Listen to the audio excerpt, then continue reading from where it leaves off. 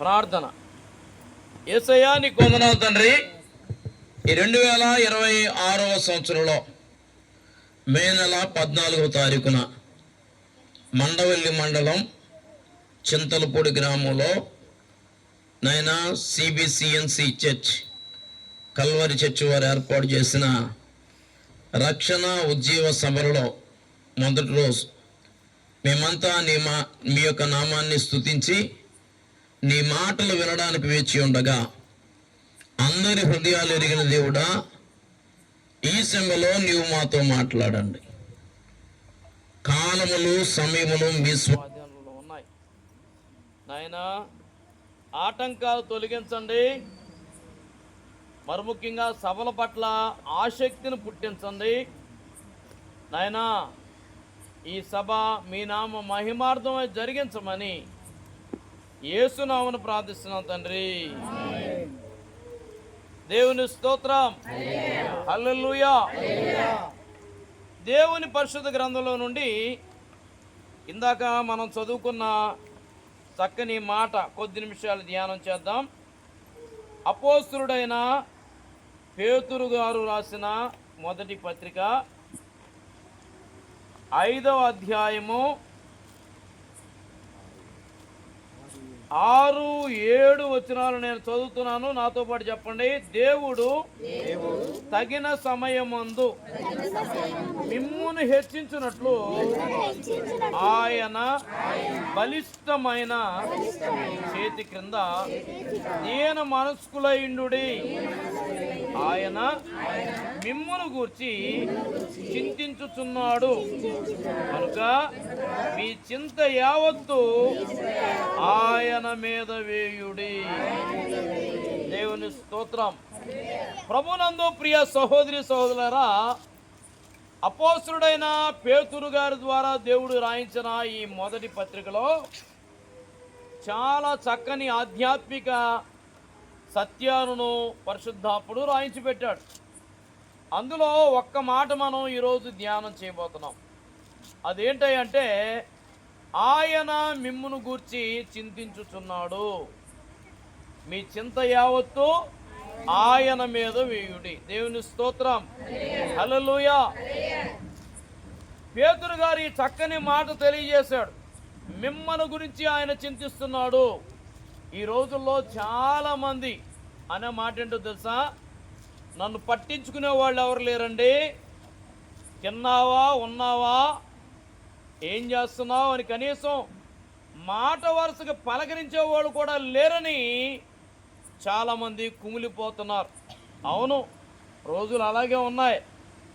ఏమండి, ఇక్కడ రాయబడిన మాట చింతించుచున్నాడు అనే మాటకు అర్థం ఏంటంటే లక్ష్యము చేయుచున్నాడు. ఏంటంటే చెప్పండి. అంటే దాన్ని వాడుక భాషలో ఏం చెప్పాలి? పట్టించుకుంటున్నాడు. దేవుని స్తోత్రం.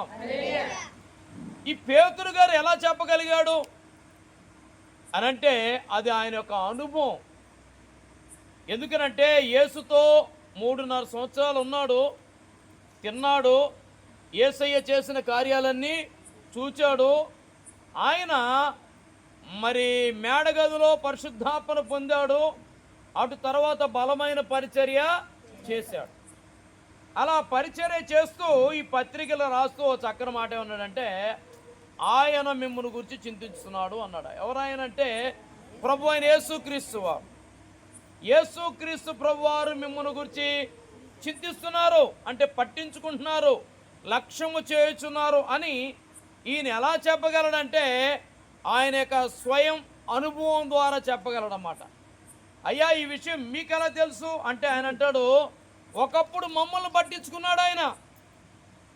మమ్మల్ని పట్టించుకున్న ఆయన మిమ్మల్ని కూడా పట్టించుకోగలడు. ఎందుకంటే ఆయన నిన్న నేడు నిరంతరము ఏకరీతిగా ఉన్నాడు. అవును, యుగ యుగాలు ఒకే రీతిగా ఆయన ఉంటాడు. దేవుని స్తుతి చెప్పండి.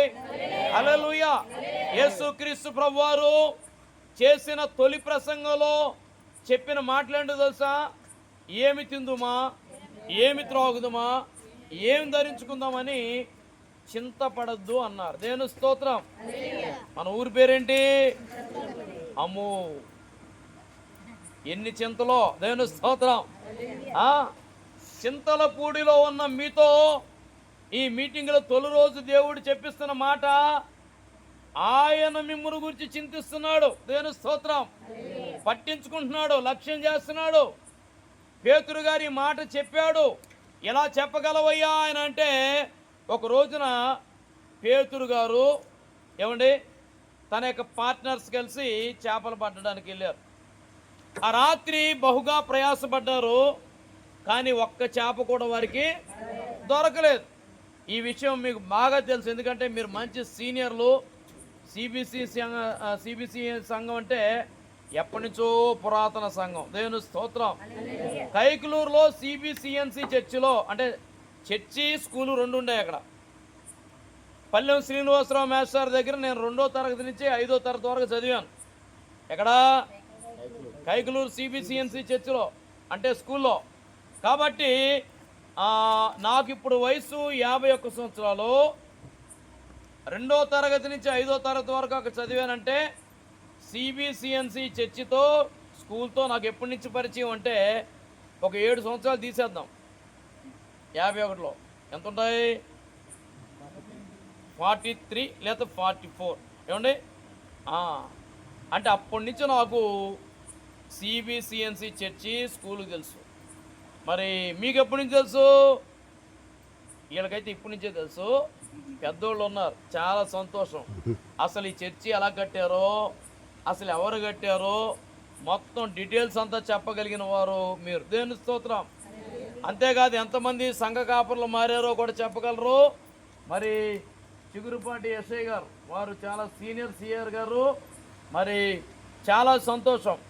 ఏమండి అసలు ఈ మీటింగ్లు అవసరం అంటారా మనకి అని కూడా ఎవరన్నా అంటారు. కొన్ని సంఘాల్లో అలాంటి వాళ్ళు ఉంటారు. దేవుని స్తోత్రం. నిజమే, ఎందుకండి ఇదే అని అనే రోజులు. ఎందుకంటే లైవ్ వస్తున్నాయి కదా, గొప్ప గొప్ప దైవ సేవకుల్ని సెల్ ఫోన్లో ఈజీగా చూసే రోజుల్లో ఈ మీటింగ్లు ఇంత అవసరమా, ఈ డబ్బు వేస్ట్ కదా అని అనిపిస్తుంది. లేదండి, ప్రభువునందు మీ ప్రయాసం ఎప్పుడు వృధా కానీ ఒక చిన్న సలహా ఇచ్చి ముందుకెళ్తానే. ఇంకా 2 రోజులు మీటింగ్లు ఉన్నాయా? ఇదే రాష్ట్ర రోజా? మరి కాబట్టి నా వెనకాల వచ్చి వాళ్ళు నాకంటే గనులైన దైవ సేవకులు కాబట్టి వాళ్ళ కోసం అన్నా కొంచెం సౌండ్ సిస్టమ్ మంచిగా పెట్టండి. ఎందుకంటే నేను గట్టిగా మాట్లాడేట్టు మాట్లాడరాళ్ళు లాస్ట్ రోజు వచ్చి అని మాట్లాడతారు అనుకోండి. కాబట్టి నేను చెప్పేది ఏంటంటే, కొంచెం మరి మేము రోజు ఇదే పని మీద మీటింగ్లకు వెళ్తూ ఉంటాం కాబట్టి ఒక్కచోటే మా గొంతంతా అయిపోకుండా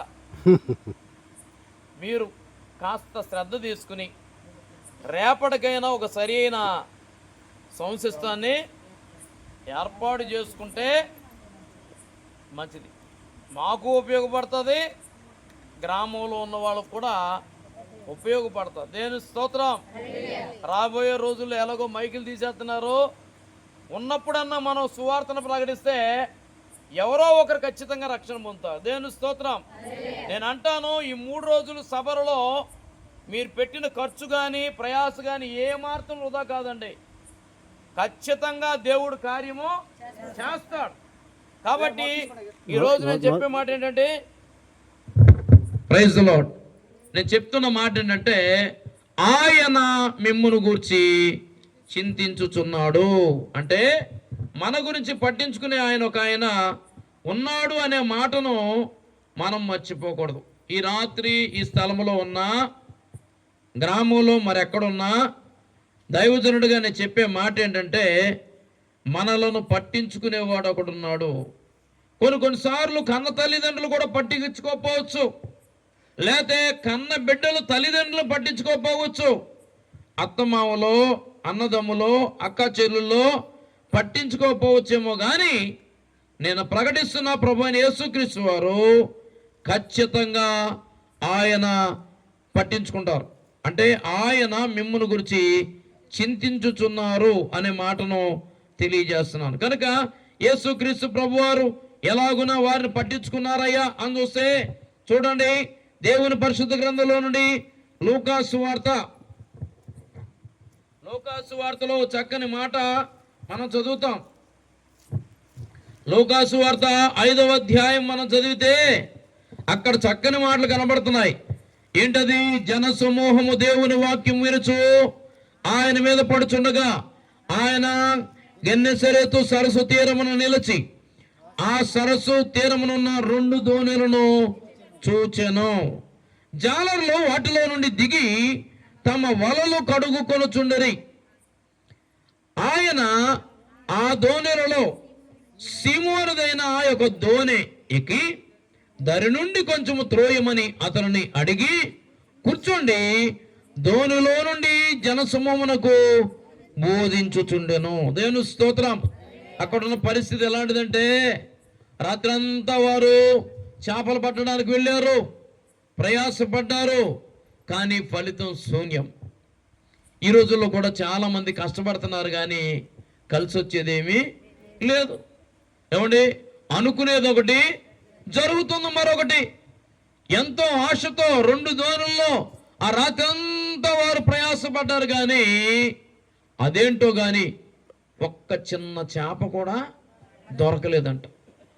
ఈ మాట చదివినప్పుడు ఏమండి మరి అనిపిస్తూ ఉంటుంది, నిజమే కదా, ప్రయాసపడిన తర్వాత ఫలితం దక్కపోతే వచ్చే బాధ ఎంత అంత కాదు. తెల్లవారింది, చేప పడలేదు కానీ చెత్త బాగానే పడింది. అందుకనే ఏం చేస్తాడంట? వలలు కడుగు కొనుచుండగా యేసు ప్రభు సరస్సు తీరానికి వచ్చారు. ఆయనతో పాటు జన సమూహాలు వచ్చారు. ఆ జన సమూహములో యేసు ప్రభువు చెప్పే మాట కంటే యేసు ప్రభువును ముట్టుకోవడానికి పట్టుకోవడానికి ఆసక్తి చూపిస్తున్నట్టుగా మనం చూడొచ్చు. యేసు ప్రభు అనుకున్నారు కదా, వీళ్ళు నా మాట వినడం కంటే నన్ను ముట్టుకోవడానికి ఇష్టపడుతున్నారు. అంటే స్వస్థత పొందాలనుకుంటున్నారు కానీ జీవితం బాగుపరిచే మాటలు వినాలని ఆశపడతలేదు అనుకున్నారు. నిజమేనండి, ఈ రోజుల్లో చాలా మంది స్వస్థతల కోసం ఆశపడే వాళ్ళు ఉన్నారు. యేసు స్వస్థపరుస్తాడు ఖచ్చితం. అయితే నేనంటాను, శారీరక స్వస్థత అనేది తాత్కాలికం. బాగుపడినా మరలా రోగం రావచ్చు, కానీ జీవితం బాగుపడాలి, కుటుంబం బాగుపడాలి. అలా బాగుపడాలంటే యేసయ్య మాటలు విని తీరాలి. దేని స్తుతి చెప్పండి, హల్లెలూయా. కాబట్టి వారు యేసయ్య మాటల కంటే యేసయ్య వస్త్రాన్ని పట్టుకోవడానికి ఇష్టపడుతున్నారు. యేసు ప్రభు అనుకున్నారు కదా, ఇలా కాదు, వాళ్ళు శారీరక స్వస్థత పడితే సరిపోదు, వారు మారు మనసు పొందాలి, వారు రక్షణ పొందాలి, వారు పరలోక రాజ్యానికి వారసులు అవ్వాలంటే ఖచ్చితంగా నేను చెప్పే మాటలు వినాలి. కాబట్టి ఏం చేయాలి? యేసయ్య ఎంత మంచోడో తెలుసండి, మనం కూడా నేర్చుకోవాలి. ఉన్న పరిస్థితుల్ని తనకు అవకాశంగా మార్చుకునేవాడు ఆయన. మీరైతే చక్కని స్టేజ్ వేశారు, యేసు ప్రభుకి స్టేజీ లేదు, మీరు సౌండ్ సిస్టమ్ కూడా పెట్టారు, యేసు ప్రభు వారికి సౌండ్ సిస్టమ్ కూడా లేదు. అంటే మీరే చాలా బాగా చేశారు. ఒకసారి గట్టిగా చప్పలు కొట్టండి, హల్లెలూయా.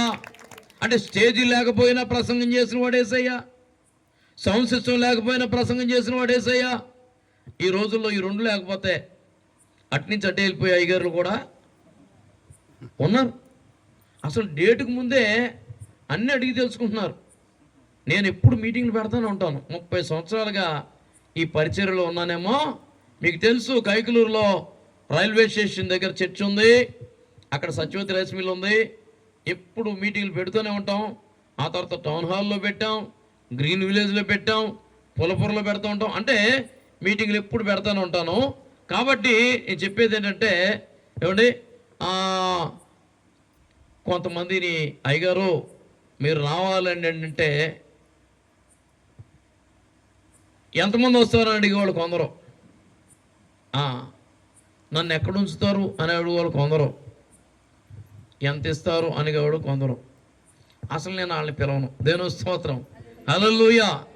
ఎందుకనంటే సువార్తను ప్రకటించాలనే భారం ఉండాలండి. దేవుని స్తోత్రం చెప్పండి, అవునా కదా? అవును. కాబట్టి సువార్త ప్రకటించుట అది దేవుడిచ్చిన ఒక గొప్ప భాగ్యం. దేవుని స్తోత్రం. అయితే ఈ రాత్రి నేను చెప్తున్న మాట ఏంటో తెలుసా? యేసు ప్రభు వారి బోధ వినకుండా యేసు ప్రభుని పట్టుకోవడానికి ఇష్టపడుతుంటే యేసయ్య చూచాడు.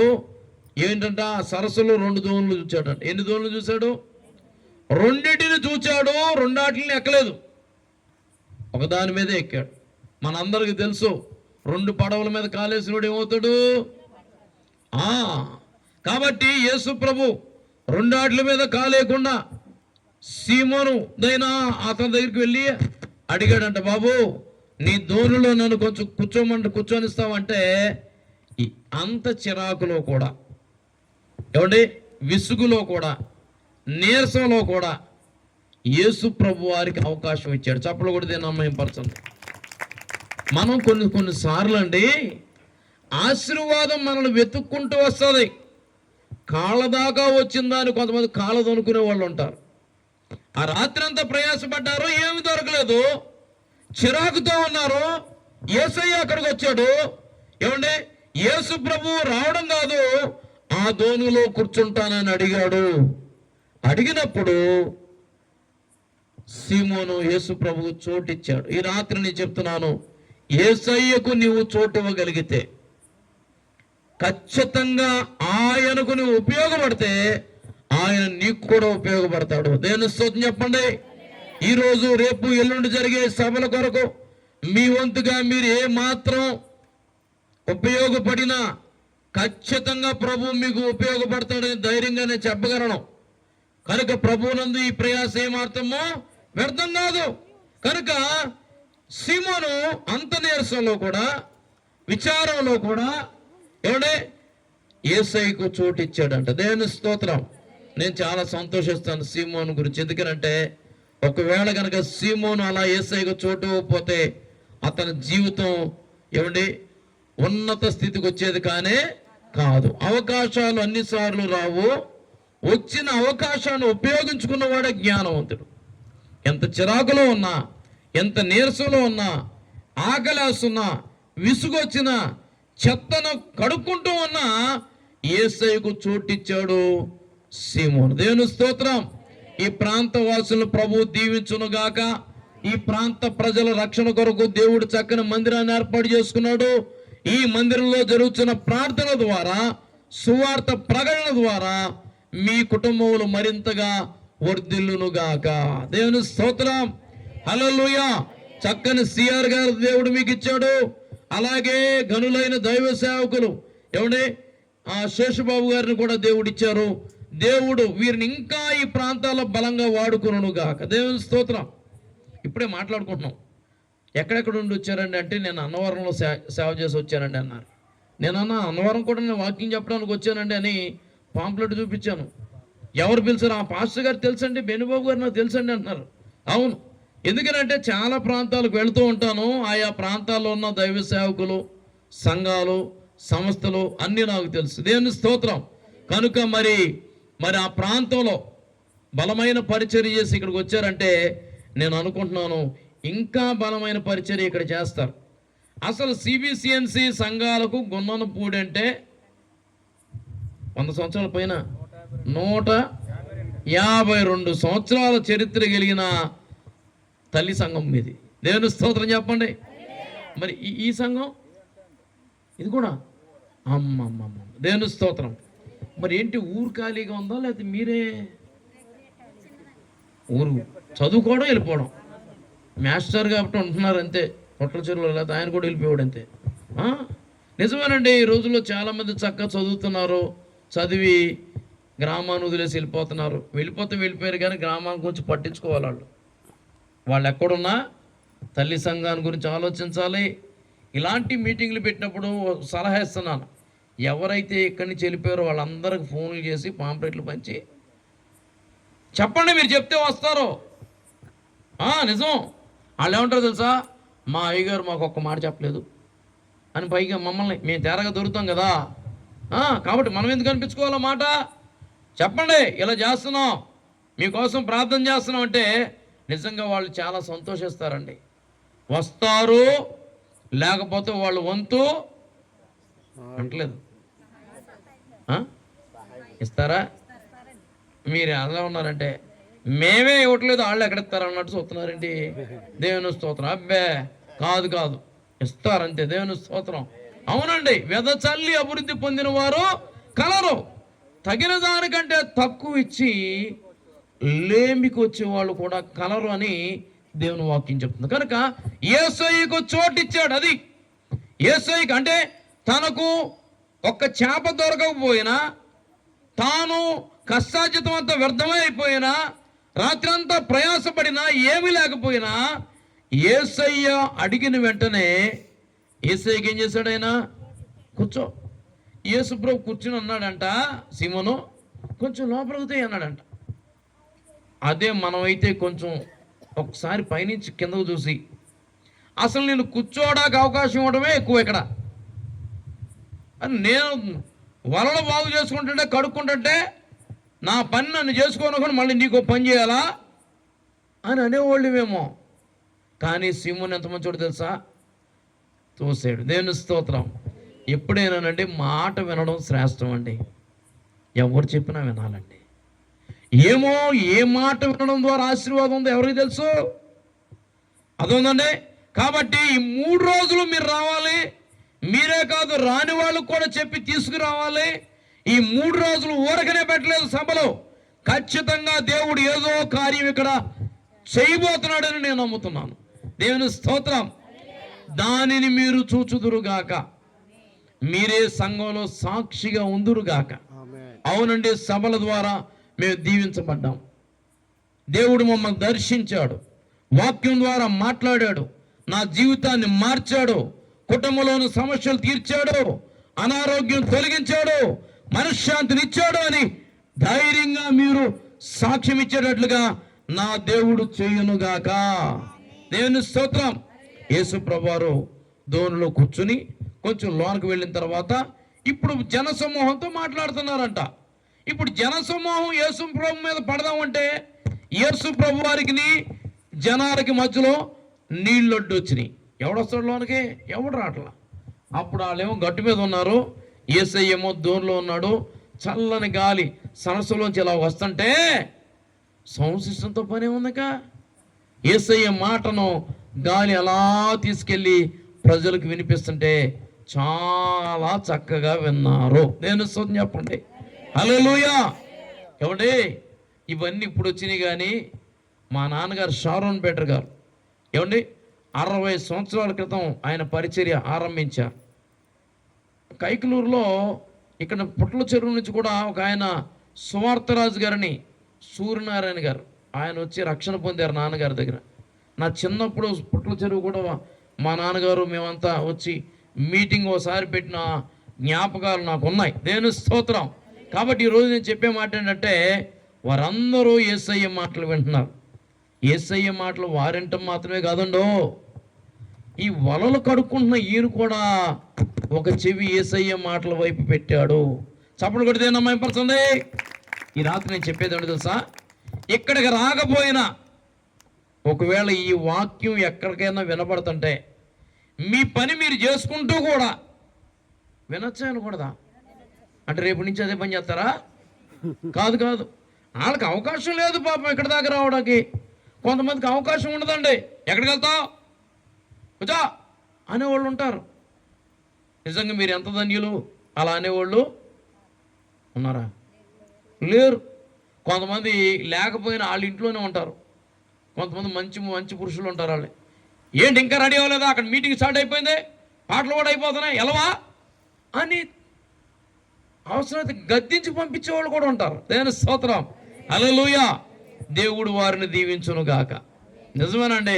మీటింగ్లు, ఊర్లో మీటింగ్లు ఏర్పాటు చేసినప్పుడు ఇంట్లో అసలు ఎవరు ఉండకూడదు, అంతే. దేవుని స్తోత్రం. దేవుడు దర్శించిన సమయం ఇది. మందిరం దగ్గరికి రావాలి, వాక్యాన్ని వినాలి. ఏమో ఏ మాట ద్వారా దేవుడు ఎవరిని దర్శిస్తాడో ఎవరికి తెలియదు. కాబట్టి నిజంగా యేసు ప్రభు మాట్లాడుతున్న మాటల మీద ఈ సీమోను కూడా చెవుంచాడు. అలసట అంతా తీరిపోయింది, భారం అంతా తీరిపోయింది. యేసయ్య మాటలు వింటూ ఉంటే నీ ప్రయాసను మర్చిపోతావు. దేవుని స్తోత్రం చెప్పండి. ప్రయాసపడి భారం మోసుకుంటున్న సమస్త జనులారా, నా యొద్దకు రండి, నేను మీకు విశ్రాంతిని కలుగు చేస్తాను అన్న యేసయ్య దగ్గరికి వస్తే చాలు, ఆయన మాటలు వింటుంటే చాలు, మనకి శాంతి, సమాధానం, నెమ్మది కలుగుతుంది. దేవుని స్తోత్రం చెప్పండి. కనుక యేసు ప్రభు వారితో మాట్లాడేసిన తర్వాత వాళ్ళని పంపించేశాడు. ఇప్పుడు సీమోను పేతురు వైపు చూశాడంట. సీమోను, నాకు అవకాశం ఇచ్చావు, చాలా వందనాలు అని వెళ్ళిపోలేదు ఆయన. ఉపయోగించుకుని వదిలేసేవాడు కాడు. ఇప్పుడు సీమోనుతో మాట్లాడుతున్నాడు. సీమోను, చేపలు పట్టడానికి ఇంకా కొంచెం లోపలికి నీ యొక్క దోణిని నడిపించన్నాడు ఆయన. ఎవడే సీమోను జాలరి, చేపలు ఎప్పుడు పడతాయో ఆయనకి బాగా తెలుసు. అలాంటోడికి యేసుప్రభు ఏం చెప్తున్నాడు? చేపలు పట్టడానికి ఇప్పుడు దోణిని లోతుగా నడిపించంటే అసలు ఆయన అనొచ్చు, ప్రభువా నీ జీవితంలో ఎప్పుడైనా ఒక చేపను పెట్టావా? నేను పుట్టినప్పటి నుంచి ఇదే వృత్తి మాది, చేపలు పట్టడంలో చేయి తిరిగిన అనుభవం నాదే, ఇప్పుడిప్పుడు వచ్చిన బ్యాచ్ కాదు నాదే అని అనలేదు. నేను అంటాను, నువ్వెంత సీనియర్ అయినా, ఇంకా అచ్చ తెలుగులో ఎంత ముదురు అయినా యేసయ్య మాట వినాల్సిందే. దేవుని స్తోత్రం చెప్పండి. హల్లెలూయా. కొంతమంది పెద్ద పెద్ద వయసు ఉన్న వాళ్ళు అంటారండి, ఇక నీకేం తెలుసు పిల్లవచ్చావే అంటారు కొంతమంది. అబ్బాయి ఆ మాట అనకూడదు. అసలు మంచి మాట పిల్లోడు చెప్పినా వినాలి, చెడ్డ మాట పెద్దోడు చెప్పినా వినకూడదు. దేవుని స్తోత్రం. అవునా కదా? కాబట్టి ఎవడి దేవుని వాక్యం అందించేటప్పుడు అయ్యగారు వయసుతో పని ఉండదు, వాక్యం మీద దృష్టి పెట్టాలి. అర్థముందండి? కాబట్టి అయ్యగారు యవన వయసులో ఉన్నారు, చాలా సంతోషం. ఆయనకంటే నాకు ఎక్కువ మెరిసినాయి. దేవుని స్తోత్రం. హల్లెలూయా. కాబట్టి మమ్మల్ని చూసి ఏంటయ్యా నువ్వు చెప్పేది అనకూడదు. అబ్బో, ఎందుకంటే దేవుడు మమ్మల్ని కోరుకున్నాడు. ఎందుకో. దేవుని స్తోత్రం. నాకు ఒక్కోసారి అనిపిస్తుందండి, 6 అడుగులు పెద్ద పెద్ద వాళ్ళు ఉంటే నన్ను కోరుకున్నాడు ఏంటో అర్థం కాదు నాకు. ఒకసారి నేను నుంచుంటే ఎవరికి అన్నం అసలు కనపడను కూడా. ఏదో ఈ వైట్ షర్ట్ వేసుకుంటే కొంచెం పాస్ట్ గారు అంటున్నారు, కానీ నేను కనుక కలర్ డ్రెస్ వేసుకుంటే ఒక కుర్రోడు అనుకోండి, ఏం బాబు ఏంటి అనే టైప్ కూడా ఉంటారు. నేను ఒక్కోసారి అనుకుంటాను, ప్రభు ఏంటి నాయన అంటే, ఏం కంగారు పడకో, నువ్వు పర్సనాలిటీ కనపడకపోయినా నిన్నేం తక్కువ చేశాను, నీకు ఇవ్వాల్సిన స్థాయి నీకు. అవునండి, నిజంగా ఈరోజు నేను ధైర్యంగా చెప్తున్నాను, మన నాయకులు కూడా నాకు గౌరవిస్తారు. దేవుని స్తోత్రం. ఏ కార్యక్రమం జరిగినా, ప్రభుత్వ కార్యక్రమాలు నేను ఉంటాను అక్కడ. ఎంపీ గారు వచ్చినా, ఎమ్మెల్యే గారు వచ్చినా అక్కడ ప్రార్థన చేయాల్సిన బాధ్యత దేవుని మహాకృప వల్ల పెద్ద ఎత్తులేకపోయినా. దేవుని స్తోత్రం. హల్లెలూయా. ఇప్పుడు చిన్న మాట చెప్పాలి. నా చిన్నప్పుడు చాలా బాధపడేవాడిని. ఎందుకో తెలుసా? పొట్టుగా ఉన్నానండి. అవునండి, మీరు నవ్వుతున్నారు కానీ ఎత్తుగా ఉన్న మీకేం తెలుసు మా బాధలో. ఎరా పొట్టి అంటే బాధ ఏదా? బాధ వస్తుంది. చాలా బాధ వేసేది నాకు. పైగా కొంతమంది కావాలని ఎత్తెత్తోళ్ళు వచ్చి పక్కన నుంచిన వాళ్ళు, మరీ బాధ. ఏమండి, దేవుని మహాకృప చేత రక్షణ పొందినాక, పరిశుద్ధాపన పొందినాక ఈ ఫీలింగ్ పోయింది. ఏంటంటే, నేను పుట్టయితే అయ్యాను కానీ దేవుడు కావాలని నన్ను ఇలాగ ఏర్పాటు చేశాడు. దేని సొంతం చెప్పండి. హల్లెలూయా. అసలు కొన్ని చోట్ల అండి దెబ్బలు పెద్దోళ్ళు కన్నా తగులుతున్నాయి కానీ మాకు అలా తగలవు. దేవుని స్తోత్రం. ఎక్కడైనా అడ్జస్ట్ అయిపోగలం మేము. ఇదివరకు అయితే ఇప్పుడు మంచి ఇల్లు ఉన్నాయి కానీ ఇదివరకు పాకలు. ఈ ఎత్తుగా ఉన్న వాళ్ళకేమో ఏమిటి గుమ్మాలు తగిలాయి. మాగా అసలు ఎక్కడ తల ఉంచాల్సిన అవసరమే, తల దించం అంతే. దేవుని స్తోత్రం. ఎంత చక్కని అంటే, నేను ఎందుకు చెప్తున్నానంటే, ఏదో లేదని చింతపడకూడదు, ఉన్నదాంతో తృప్తి పొందాలి. స్టేజీ లేదని బాధపడ్డాడు యేసయ్య, సౌండ్ సిస్టమ్ లేదని బాధపడ్డాడు యేసయ్య. ఉన్నదాన్నే ఉపయోగించుకున్నాడు. దోనే స్టేజ్ అయిపోయింది, ఎవడా గాలే సౌండ్ సిస్టమ్ అయిపోయింది. అందరికీ వాక్యం చెప్పేశాడు, అందరిని పంపించేశాడు. ఏమంటే, కాబట్టి ఈ రాత్రి నేను చెప్పేది ఏంటంటే, ఆ యేసయ్యే ఈ రాత్రి మిమ్మల్ని కూడా పట్టించుకుంటున్నాడు. ఏముంది మీ ఇంట్లో? ఏమి లేదు. ఏమున్నా ఏమి లేకపోయినా యేసయ్య ఉంటే మీ ప్రతి అవసరత తన మహిమలో తీర్చగలడు. దేవుని స్తోత్రం. హల్లెలూయా. ఏమంటే, దేవుని మహాకృప వల్ల నాకు వివాహం అయింది. 4 పిల్లలు, 2 పిల్లలు మాట చిన్నపిల్లలు పుట్టిన తర్వాత పులపురలో పెద్ద సభ పెట్టాం. కాకినాడ నుండి మూర్తిరాజు గారు, ఏలూరు నుండి జ్యోతిరాజు గారు మీటింగ్కి పిలిచాం. మూర్తిరాజు గారు వచ్చేసారు, ఇలాగే స్టేజ్ మీద వాక్యం చెప్తున్నాడు ఆయన. ఇంకా జ్యోతిరాజు గారు రాలేదు, రావాలి. ఈ పక్కన పాస్టర్ గారు కుర్చీలు వేసాం. నేను, పాస్టర్ అమ్మ గారు, మా నాన్నగారు వీళ్ళందరూ ఇలా కూర్చున్నాం. మా పిల్లలు అప్పుడే వాళ్ళు నర్సరీకి వెళ్తున్నారన్నమాట. అప్పుడప్పుడే మాటలు వస్తున్నాయి. వాళ్ళు వాక్యం వెంట అయ్యగారు బుద్ధిమంతుడు బుద్ధిహీనుడు అని చెప్తున్నాడు ఆయన. చెప్తుంటే వీళ్ళు కూడా వంత మాడుతున్నారండి. బుద్ధిమంతుడు బుద్ధిహీనుడు అంటే నేను ఎంత మురిసిపోయానో. నిజమండి, మన పిల్లలు వచ్చి రాని మాటలు మాట్లాడుతుంటే ఎంత బాగుంటుంది, బాగుంటుందా లేదా? కానీ ఇప్పుడు ఎలా మాట్లాడితే చిరాకు వస్తుంది. దేవుని స్తోత్రం. మొదట్లో ఎలా మాట్లాడినా ముద్దే, కానీ పెరిగే కొద్ది మాటలు లెవెల్ పెరగాలి. ఈ చిన్న పిల్లల్లో మాట్లాడుతుంటే మనసులో అనుకున్న ప్రభా నీకు వందనాలు అయినా, మంచి పిల్లల్ని ఇచ్చావు నాయన, వందనాలు ప్రభా అనుకుంటున్నానో లేదో. మా పెద్ద అబ్బాయి ఏం చేశాడంటే అనడం ఆపేసి అయ్యగారిని పైనుంచి కిందకు చూశాడు, కింద నుంచి పైకి చూశాడు. అది నేను చూసా. నాకు అర్థమైపోయింది వీడికి ఏదో డౌట్ వచ్చింది. కొంతసేపులో అడుగుతాడు. మనసులో ప్రార్థన చేసుకున్న ప్రభా విశ్వాసులకి గనక అనుమానాలు వస్తే, డౌట్లు వస్తే తడుముకోకుండా చెప్తాం. ఈ పిల్లలకు వచ్చినాయి అనుకోండి అంత ఈజీగా చెప్పడం ఎందుకు, వాళ్ళ లెవెల్కి వెళ్ళిపోయి చెప్పాలి. అర్థం లేకపోతే మామూలుగా అర్థం కాదు వాళ్ళకి. ప్రార్థన చేసుకున్నాను, మా వాడు అడిగాడు ఏంటి ఆయన అంత ఎత్తున్నాడు అన్నాడు. అది ఆయన 6 అడుగులు ఎత్తు, ఏంటి ఆయన అంత ఎత్తున్నాడు, బాగుంది, అంతటితో ఆపుంటే ఇంకా బాగుండేది. ఆపలా, నువ్వేంటి ఎంత ఉన్నావు అన్నాడు. ఎక్కడది? ఇంట్లో కాదు, బహిరంగ సభ. ఏమంటే వేల కొద్ది ప్రజలు ఉన్నారు, నేనేమో పక్కన ఉన్నాను. ఏమంటే ఆయన ఏంటి అంత ఎత్తున్నాడు, నువ్వేంటి ఎంత ఉన్నావు అనేది ఎప్పటికీ నిజంగా ప్రపంచంలో ఇంతవరకు ఏ తండ్రిని ఏ కొడుకు అడగని నా కొడుకు అడిగాడండి. నిజంగా ప్రార్థన చేసుకున్నాను కాబట్టి బతికిపోయానండి.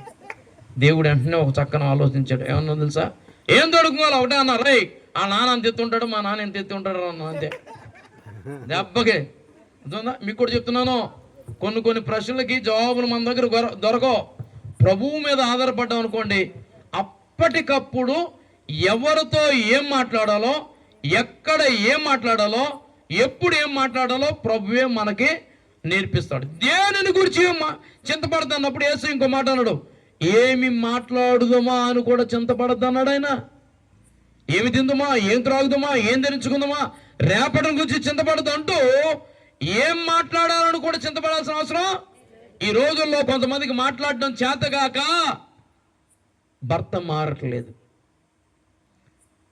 సహోదరి మందిరానికి వస్తుంది, ప్రార్థన చేస్తుంది, భక్తి కలిగిందే, కానీ ఆమె మాట తీరు సరిగా లేకపోవడం వల్ల ఒక రోజు నేను అడిగాను, బ్రదరు మీరు కూడా రావచ్చు కదా, సహోదరు వస్తున్నారు కదా అన్నాను.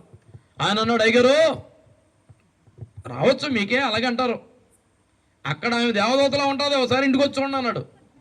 ఊరు నేను ఏంటంటే ఇంటికాడ దెయ్యంలా ఉంటుందంట, ఇక్కడ ఎలా ఉంటుందంట. నేను అనుకుంటున్నాను ఇక్కడ అలాంటి వాళ్ళు ఎవరు లేరని. దేవుని స్తోత్రం. లేకపోతే ఎంతమంది పురుషులు ఎందుకు వస్తారో. దేవుని స్తోత్రం. దేవుడు మిమ్మల్ని దీవించునుగాక. అయితే ఇక్కడ ఉన్న వారిలో ఇంకా ఎవరు భర్త అయినా రాకపోతే రేపు తీసుకురండి. మంచి అవకాశం అండి ఇది. నేను అనుకుంటాను ప్రతి ఆదివారం రాకపోయినా కనీసం ఇలాంటప్పుడు రావాలక్కర్లేదా? రావాలండి అన్నవాళ్ళు 2 చేతుల పైకి ఎత్తేసి చెప్పండి. ఎలా రావాలో తెలుసా? కుటుంబ సమేతంగా రండి. నేను మీ పేర్లు రాసుకోకపోయినా, అయ్యగారు మీ పేర్లు రాయిపోయినా ప్రభు ఖచ్చితంగా లెక్కేస్తాడు. నేను ఒక భర్తని ఇచ్చాను, ఒక భార్యని ఇచ్చాను, 2 పిల్లలను 3 పిల్లలను ఇచ్చాను, అనవసరంగా ఇచ్చాను అని అనుకోకూడదు. ఆయన ఏం చేయాలో తెలుసా? మిమ్మల్ని చూసి సంతోషించాలి. అమ్మాయ్యా పర్వాలేదు, నా బిడ్డలో నా మేళ్లు పొందుకున్నారు, కృతజ్ఞతగా వచ్చారు, వాక్యాన్ని వింటున్నారు, వీరిని మరింత ఆశీర్వదించాలని ఆయన అనుకునేటట్టుగా ఎలా రావాలి? కుటుంబ సమేతంగా రావాలండి. కుటుంబ సమేతంగా, అది దీవెనంటే. దేవుని స్తోత్రం. కాబట్టి మీకు కూడా చెప్తున్నాను, ఎక్కడ ఏ సమస్య వచ్చినా కనీసం చిన్న ప్రార్థన చేసుకోండి. ప్రభువా ఇప్పుడేం మాట్లాడాలి అని అంటే దేవుడే సమయోచితమైన చక్కని మాటనిస్తాడండి. సమయోచితంగా పలకబడిన మాట అంట చిత్రమైన వెండి పళ్ళెంలో ఉంచబడిన బంగారపు పండ్ల వంటిది అని భక్తుడు రాశాడు. దేవుని స్తోత్రం చెప్పండి. ఒక మాట అన్నామంటే అలా అతుక్కునేటట్టు ఉండిపోవాలి అంతే. దేవుని స్తోత్రం చెప్పండి. అంతేగాని గోప గుయ్యమంటేటట్టు ఉండకూడదు. కొంతమంది మాట్లాడారంటే ఈ చెంప ఆ చెంప లాక్కొట్టినట్టు ఉంటుంది అంతే. వాళ్ళకి ఎప్పుడైతే అలా వినిపించిందో ఎగురుతుంటారు వాళ్ళు అంతే. ఏంటి మాట్లాడేదంటే నీ మాట మాట్లాడలేదు, మాటతో కొట్టినట్టు ఉంది. కాబట్టి దయచేసి మనం ఎప్పుడు ఎవరిని మాటతో కూడా గాయపరచకూడదు. అర్థమైందండి? పెద్దలు అన్నారు కదా, నోరు మంచిదైతే చెప్పట్లేదు, నోరు మంచిదైతే ఏ ఊరు, నువ్వు ఏ ఊర్లో ఉంటే ఆ ఊరే. దేవుని స్తోత్రం. హల్లెలూయా. కాబట్టి కొంతమంది అంటారు మా ఊరు అంత మంచిది కదండి. నేను అనుకుంటున్నా వీళ్ళే మంచోళ్ళు కదా అనుకుంటాను అంతే. కాబట్టి నోరు అందరికీ ఏమండి వందనాలు చెప్పాలి, కనపడ్డ పెద్దోళ్ళని గౌరవించాలి, ఏమండి ప్రభు ప్రేమను చూపించాలి, ఏమండి ఎప్పుడైనా మందిరానికి వస్తూ బైబిల్ తీసుకొస్తూ మాట వరుసగా పిన్ని నువ్వు కూడా రావచ్చుగా, బాబాయ్ గారు రండి అని అంటే ఏం పోయింది నీ సొమ్ము. కొంతమంది అంటారు రాడు ఊరు నాయన వీళ్ళే అంటారు రాడని. ఎప్పుడు అలా అనుకోకూడదు. ఏమో ఒక మాటను బైబిల్ గ్రంథంలో చూస్తే ప్రజలు అన్నారంటే దావీదుతో యెహోవా మందిరముకు వెళ్ళుదుమని జనులు నాతో అయినప్పుడు నేను సంతోషించి తిని అన్నాడు. దేవుని స్తోత్రం. కాబట్టి ప్రతి భక్తుడు ప్రతి భక్తురాలు మందిరానికి వచ్చేటప్పుడు మీటింగ్కి వచ్చేటప్పుడు ఖచ్చితంగా ఎవరో ఒకరికైనా చెప్పాలి. ఏమని? మీటింగ్కి వెళ్తున్నాం వస్తారా అని. నేను మేస్టర్కి ఫోన్ చేశాను ఈరోజు, అయ్యా పలానా చోట మీటింగ్కి వెళ్తున్నాను వస్తారా అన్నాను. వస్తానండి నేను వస్తానండి అన్నారండి. చాలా సంతోషం. దేవుడు నాకు కారు ఇచ్చాడు, దాంట్లో 9 మంది పడతామండి. నాకు ఉన్న భారం ఏంటంటే 9 మంది వెళ్ళాలని ఆశ. ఎందుకంటే దేవుడు ఇచ్చిన కారు అది. ఇప్పుడు నేను పాస్టమ్ గారు డ్రైవరు సంతోషంగా వచ్చేయచ్చు. కొంతమంది అసలు వాళ్ళ కారులో ఇంకెవరిని ఎక్కనవరు. నేను అలా కాదు, దేవుడికి లెక్క చెప్పాల్సి వస్తుందేమో సీట్ల గురించి అని నా బాధ. దేవుని స్తోత్రం. అందుకని ఫోన్లు చేసి పాస్టర్ ఆనంద్ గారికి నిన్న ఫోన్ చేశాను, బర్ణ గారికి ఫోన్ చేశాను, ఏమండి ఇలాగా చిన్నపాలపర్రు వచ్చాము నిన్న. కనుక ఎందుకు చెప్తున్నానంటే దేవుడు నన్ను లెక్క అడగచ్చు. మీకు కూడా చెప్తున్నాను, మనం వెళ్తా కొంతమంది తీసుకెళ్ళామనుకోండి, ప్రభు కూడా సంతోషిస్తాడా లేదా? మీకు అర్థమయ్యే రీతిలో చెప్తున్నానండి. ఎవరన్నా ఒక నాయకుడి దగ్గరికి ఒంటరిగా వెళ్ళండి. ఒంటరిగా వెళ్ళిన దానికి 10 మందిని వేసుకెళ్ళిన దానికి ఎంత తేడా ఉంటుందో తెలుసా? పెద్దలు మీకు తెలుసు, ఒంటరిగా వెళ్తే అలా కూర్చోబెడతారంతే. 10 మంది వేసుకెళ్ళనుకోండి, కూర్చున్నాయని కూడా లేచిన రా ఏంటి మనోళ్ళు అందరూ అవునండి నేను ఎంత అంటే అంతేనండి, అలాగా రండి కూర్చోండి, ఏంటి సమస్య అంటారు. మీరు ఒంటరిగా రండి, మీ ముఖం ఆవిడ చూడదు. దేవుని స్తోత్రం. కాబట్టి దేవుని మందిరంలో సర్వాధిక వారి కూడా మీరు సంఘ సమేతంగా ఉండి ఆరాధిస్తుంటే ఎంత సంతోషిస్తాడండి. దేవుని స్తోత్రం చెప్పండి. హల్లెలూయా. కాబట్టి యేసు ప్రభు వారు ఎప్పుడైతే లోపలికి పోనిచ్చి ఇప్పుడు చేపలు పట్టడానికి వలవై అంటే పేతురు తన అనుభవాల గురించి మాట్లాడలా. ఒక మాట అన్నాడు, ఏలినవాడా రాత్రంతయు ప్రయాసపడితివి కానీ మాకు ఏమీయో దొరకలేదు అని, అయినను నీ మాట చొప్పున వల వేతున్నాడు. గట్టిగా చప్పలు కొట్టండి. హల్లెలూయా. దీని అర్థం ఏంటి తెలుసా? నేను ఎన్నో ప్రయత్నాలు చేశానయ్యా, ప్రయత్నాలు చేసి విసిగిపోయా. కొంతమంది ప్రయత్నాలు చేసి విసిగిపోతే ఎవరు చెప్పినా వినరండి. ఏమంటారు వాళ్ళని? ఎవడు చెప్పినా వినంట. ఎవడాడు? ఎవరు అంటే అన్న సీతయ్య అంటాడు. ఎవడు మాట ఏంటంట అసలు? అబ్బే ఎవడు మాట ఏంటంటారు. కొంతమంది అలా అంటారు, విసిగిపోతారు ఇంక ఎవడు మాట. అబ్బే మరి పేతురు ఈ సీమోన్ అలా అంటాడు కదా. దేవుని స్తోత్రం. ఆయన అంటాడు, అయినను నీ మాట చొప్పున. దేవుని స్తోత్రం చెప్పండి. నువ్వు చెప్పావు కాబట్టి అయ్యా ఇదే మాట ఇంకోటి చెప్తే చేయనంతే. ఎందుకు అన్నాడు ఆ మాట చెప్పనా? యేసయ్య అతడు వలలో కడుక్కుంటూ ఉంటుండగా మాట్లాడిన మాటలు విన్నాడేమో ఈ వ్యక్తి. యేసయ్య మాటల మీదకి విశ్వాసం వచ్చింది. దేవుని స్తోత్రం. నమ్మకం వచ్చింది. ఆ మాటల్లో ఉన్న మృదుత్వం, ఆ మాటల్లో ఉన్న ప్రేమ, ఆ మాటల్లో ఉన్న ఆప్యాయత, ఆ మాటల్లో ఉన్న శ్రద్ధ, ఆ మాటలు కుటుంబాలు కట్టుకోవడానికి మాట్లాడిన మాటలు ఈ వ్యక్తిలో ఒక రకమైన ఆదరణ, ధైర్యం కలిగింది. ఏంటో తెలుసా? ఈయన చెప్పింది ఏదైనా చేయాలంతే. ఎందుకంటే ఈయన మాటలు నాకు నచ్చాయి. దేవుని స్తోత్రం, హల్లెలూయా. అవునండి, మనం ఇతరులు పని చేయరు అంటాం కానండి, వాళ్ళు పని చేసేటట్టు మనం మాట్లాడితే పని చేస్తారండి. అర్థమైందా? దీన్ని ఏమనాలో తెలుసా? నాడి పట్టుకోవడం అనాలి. పూర్వదినాల్లో వైద్యం ఎలా చేసేవారు? నాడి పట్టుకుని వైద్యం. ఇప్పుడు పెన్ను పట్టుకుని ఊరికి అలా నాడి పట్టుకునే వాళ్ళు అంతే, తెలిసిపోయేది. అలాగేనండి మీకు కూడా చెప్తున్నాను, ఎవరితో ఏం మాట్లాడాలో, ఎక్కడ ఏం మాట్లాడాలో అది మనం ఎరిగిన వారమై మాట్లాడాలి. పిల్లలందరూ ఒక రకంగా ఉండరు. నాకు నలుగురు అన్నాను కదా, ఆ నలుగురిలో గట్టిగా మాట్లాడితే వినేవాడు ఒకడు, మెల్లిగా చెప్తే వినేవాడు ఒకడు, అంతే. మా చిన్నోడు ఉన్నాడు జాయ్ అని, ఆడి మీద సీరియస్ ఏమనుకోండి, నాకంటే డబుల్ సీరియస్ అవుతాడు. ఆడి దగ్గర అది పని చేయదు. మా పెద్దోడు రే అంటే ఆడు సైలెంట్ అయిపోతాడు. వీడి దగ్గర మెల్లిగా అనకూడదు.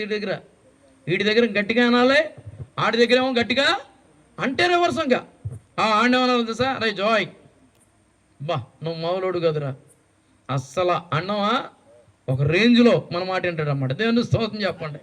కాబట్టి అలాగే నేను చెప్పేది ఏంటంటే తెలుసా, నిజంగా యేసయ్య పలికిన ఆ మాటల్లో సీమోనుకి ఎంత ఆదరణ దొరికిందో. అయ్యా, రాత్రంతా ప్రయాసపడ్డాం కానీ మాకేమియో దొరకలేదు, అయినను నీ మాట చొప్పున వల వేతును. దేవుని స్తోత్రం చెప్పండి, హల్లెలూయా. నిజంగా యేసయ్య మాటలు ఆ వ్యక్తిని బలపరిచాయి, ధైర్యపరిచాయి. ఏమంటే అలసిపోయిన ఆ వ్యక్తి మరలా వల వేయడానికి ప్రోత్సాహాన్ని ఇచ్చాయి. ఇప్పుడు వేశారంటండి. ఆ దోణులు ఇద్దరున్నారు, వేశారు. దోణి లాగుతుంటే అంటే వల లాగుతుంటే చాలా బరువుగా ఉంది, వల పిగురునంతగా పడి అంట. దేవుని స్తోత్రం చెప్పండి. ఈ రాత్రి నేను చెప్తున్నాను, ఎవరెవరో మాటల చొప్పున చేశావు, ఫెయిల్ అయిపోయావు. అవమానం, నింద. కొంతమంది అంటారు ఆడి మాట ఏంటండి నిండా మునిగానండి అనేవాళ్ళు ఉన్నారు. నిజమే. ఏంటో విచిత్రం ఏంటో తెలుసా? కొంతమంది అందరి మాట వింటారు కానీ అసలైన మాట వినరు. నేను అంటాను, ఎవరి మాట వినినా వినకపోయినా పర్వాలేదు, నిన్ను సృష్టించిన సృష్టికర్త, గర్భంలో నిన్ను నిర్మించిన వాడు, నేటి వరకు ఆయన నీకు సహాయకుడే. ఆయన మాట వింటే చాలు. దేవుని స్తోత్రం చెప్పండి. నీ మాట చాలయ్యా, నీ చూపు చాలయ్యా, నీ తోడు చాలయ్యా, నీడ చాలయ్యా. నీ మాట చాలయ్యా, చూపు చాలయ్యా, తోడు చాలయ్యా, నీడ చాలయ్యా. నీ ఉంటే నాకు. వచ్చిన వాళ్ళు గట్టిగా పాడాలి.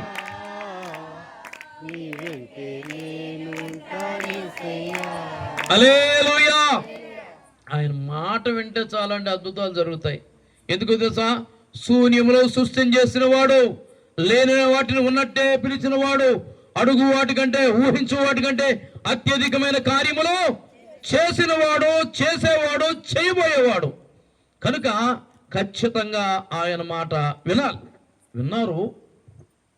తన జీవితంలో ఎప్పుడు పట్టనంత విస్తారమైన మధ్య సంపద పట్టాడంట. యేసయ్య మాటను వింటే గతంలో ఎన్నడూ చూడని గొప్ప మేలు నీవు చూస్తావు. దేవుని స్తోత్రం చెప్పండి. అసలు మీలో కొంతమంది చెప్తారు, ఏం తెలుసా? అయ్యా, మా అయ్యగారు చెప్పారు కానీ మేము వినలేదండి. ఆ రోజే అయ్యగారి మాట వింటే ఇన్ని బాధలు వచ్చాయి కదండి అంటారు కొంతమంది. తెలిసిపోతుంది కొంతమందికి, మాట విన్నోళ్ళు కంటే తర్వాత ఉంటుంది. అప్పుడు కూలిపోతూ ఉంటారు. అప్పుడు ఇన్నా బాగుండేది, ఆయన మాట విన్నా బాగుండేది, ఆయన మాట విన్నా పెళ్లి చేయకుండా ఉంటే బాగుండేది, ఆయన మాట ఉండి పెళ్లి చేసుంటే బాగుండేవు అనుకుంటారు. ఎప్పుడు తేడా వచ్చినాక. అంతా బాగుంటే అయ్యగారు కూడా గుర్తురారండి కొంతమందికి. ఎవరో అన్నారంట, భార్య అందంట భర్తతో, ఏమండి మనకు పెళ్లి చేసిన అయ్యగారికి యాక్సిడెంట్ అయిందంటండి అన్నాడంట. అందంట. అప్పుడు ఈయన అన్నాడంట, మరి చేసిన పాపం ఎక్కడ పోద్ది అన్నాడంట. ఏం చేశాడు ఆయన? మరి ఏమంటే వాళ్ళిద్దరికి బాగుపోతే బాగుపోయింది. అయ్యగారు పెళ్లి చేసి పాపం చేశాడా? ఊరు నాయన, వాళ్ళు కనుక కలిసి ఉంటే ఇంకెవరు గుర్తురారు, తేడా వస్తే మాత్రం ఆయన చేశాడు అంటారు. కనుక దేవుని బిడ్డలారు గమనించండి, నిజంగా యేసయ్య మాట వింటే సంతోషం, సమాధానం, నెమ్మది, శాంతి, ఎవరి ఆశీర్వాదం ఉంటుందండి. నిజంగా వాటిని లాగి ఒడ్డుకి రావడానికి ప్రయత్నం చేస్తున్నారు, వాళ్ళు కావట్లేదు. ఏం చేశారో తెలుసా? ఈ ఒడ్డును ఇంకొక దోణి ఉందండు కదా, యేసయ్య గురించి రాయబడింది ఏంటో తెలుసా? యేసు ప్రభు 2 దోణులు చూచాను అని రాయబడింది, అవునా కదా? 2 దోణులు చూచాడు, ఒక దోణిలోనే కూర్చున్నాడు. కానీ ఆయన మనసులో మరొక దోణి మీద కూడా ఆలోచన ఉంది.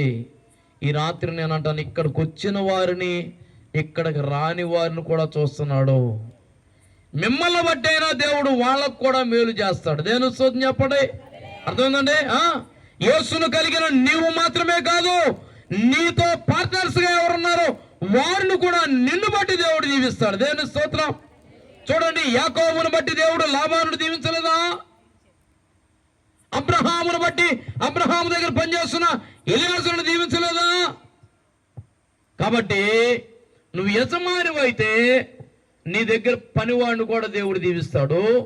నీవు పనివాడు అయితే నువ్వు ఎక్కడైతే పనిచేస్తున్నావో ఆ యజమానుడు కూడా నిన్ను బట్టి దీవిస్తాడు. కాబట్టి రాత్రి చెప్తున్నాను, దేని గురించి చింతపడమాకండి. మన గురించి చింతించే యేసయ్య ఉన్నాడు. ఆయన గనక నువ్వు జాగ్రత్తగా వినగలిగితే ఆయన మాట, ఖచ్చితంగా నీ కుటుంబాలకు నువ్వు ఒక తలగా ఉందువుగాక. నేను అంటాను, దేవుడు నిన్ను ఎంత ఆశీర్వదిస్తాడో తెలుసా? అసలు కుటుంబంలో ఏ శుభకార్యం జరిగినా నువ్వు ఉండాలంతే. దేవుడు నన్ను ఆ స్థాయికి తీసుకొచ్చాడు. మా బంధువులు అందరూ అంటారా, ఏ జ్యోతిబాబు గారు, ఇదివరకు అయితే జ్యోతి అనేవాళ్ళు, ఇప్పుడు మరి అయ్యగారు పెద్ద అయ్యగారిని పోయినామో, జ్యోతిబాబు గారు, అయ్యగారు మీరు ముందు రాసుకోండి అంటున్నారు. ఏం పర్లేదంటే, అబ్బే మాకు తెలుసు, నువ్వు రాసుకుంటేనే వస్తావు, లేకపోతే రావు. కాబట్టి డేట్ ఫిక్స్ చేసుకున్నాం, రాసుకోవాలి. లేకపోతే కొంతమంది నన్నే అడిగి డేట్ ఫిక్స్ చేసుకుంటారు. నేను అనుకుంటాను, ఆఫ్టర్ ఆల్ నేను ఎంత, వాళ్ళ కళ్ళ ముందు నేను ఎంత అండి, నన్ను ఎత్తుకు తిరిగిన వాళ్ళు. ఇప్పుడు ఎందుకు నేను ఈ స్థాయికి వచ్చానంటే దేవుడు నన్ను హెచ్చించాడు. ఈ రాత్రి నేను అంటాను, మిమ్మల్ని కూడా దేవుడు తలగా ఉంచును గాక. మీ కుటుంబాల్లో ఏ మంచి జరిగినా, ఏ చెడు జరిగినా మీరు అక్కడ నిలవబడడానికి ఆధిక్యతను దేవుడు మీకు ఇచ్చును గాక. మిమ్మల్ని బట్టి మీ కుటుంబాలు, బంధుమిత్రులు దీవించబడుదురుగాక. దేవుని స్తోత్రం చెప్పండి. ద్వితీయోపదేశకాండం 28వ అధ్యాయంలో ఏం రాయబడింది? నువ్వు తలగా ఉంటావు కానీ తోకగా ఉండవు. కనుక దేవుడు మిమ్మల్ని అందరిని ఆ స్థాయికి తీసుకొచ్చును గాక. ఏమండి, వీళ్ళు లాగలేక పాలివారు వాళ్ళు కూడా దోనిలో వరలో కడుక్కుంటుంటే సైగ చేశారంట. ఈ సైగ అనేది ఇప్పుడు కాలం వాళ్ళకి తెలియపోవచ్చు, కానీ ఇదివరకు పొలాలు ఊడ్చేటప్పుడు, ఏమండి ఆ నారులు నాటేటప్పుడు అక్కడెక్కడో ఉండేవాళ్ళు 2-3 ఎకరాల అవతల, మాట తెలిసిన అర్థమయ్యేది కాదు. అప్పుడు ఒక పొలికాక అంటే వాళ్ళు అంటే అన్నారు. మొత్తానికి సంఖ్యలు చేసి రమ్మంటే వాళ్ళు కూడా వచ్చారంటే 2 దోణులు మునుగునంతగా విస్తారమైన మత్స్య సంపద. చప్పలు కొట్టి దినమైపరచండి. ఆయన మాట వినాలే కానీ ఆయన మాట వింటే నీరైనా ద్రాక్ష రసం అవుతుంది. దేవుని స్తోత్రం చెప్పండి. అవును, రంగు లేని నీళ్ళకు రంగు, రుచి లేని నీళ్ళకు రుచి, వాసన లేని నీళ్ళకు వాసన, విలువ లేని నీళ్ళకు విలువ ఎందుకు వచ్చిందంటే ఆయన మీతో చెప్పినది చేయండి అని తల్లి మరియ చెప్పింది. పరిచారకులు చేశారు, యేసయ్య అద్భుతం చేశాడు. ఏమైనా చేయగలవు, కథ మొత్తం మార్చగలవు, నీ నామముకే మహిమంతా తెచ్చుకొందువు. ఏమైనా చేయగలవు, కథ మొత్తం మార్చగలవు, నీ నామముకే మహిమంతా తెచ్చుకొందువు. యేసయ్యా యేసయ్యా నీకే నీకే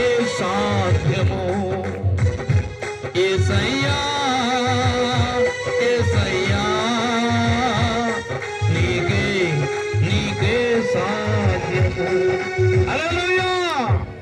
2 దోణులు మునిగేటప్పటికంటే సీమోనికి తన పాపం గుర్తొచ్చిందండి. దేవుడు చేసే కార్యాలు మనంతటా మనం మన పాపాలు ఒప్పుకునేటట్టు చేస్తాయండి. ఆయన అంటాడు, యేసు ప్రభు దగ్గరికి వచ్చి ఆయన కాళ్ళ ముందు సాగిలపడి, ప్రభువా నన్ను విడిచిపోయా, నేను పాపాత్మున్నయ్య అంటున్నాడు.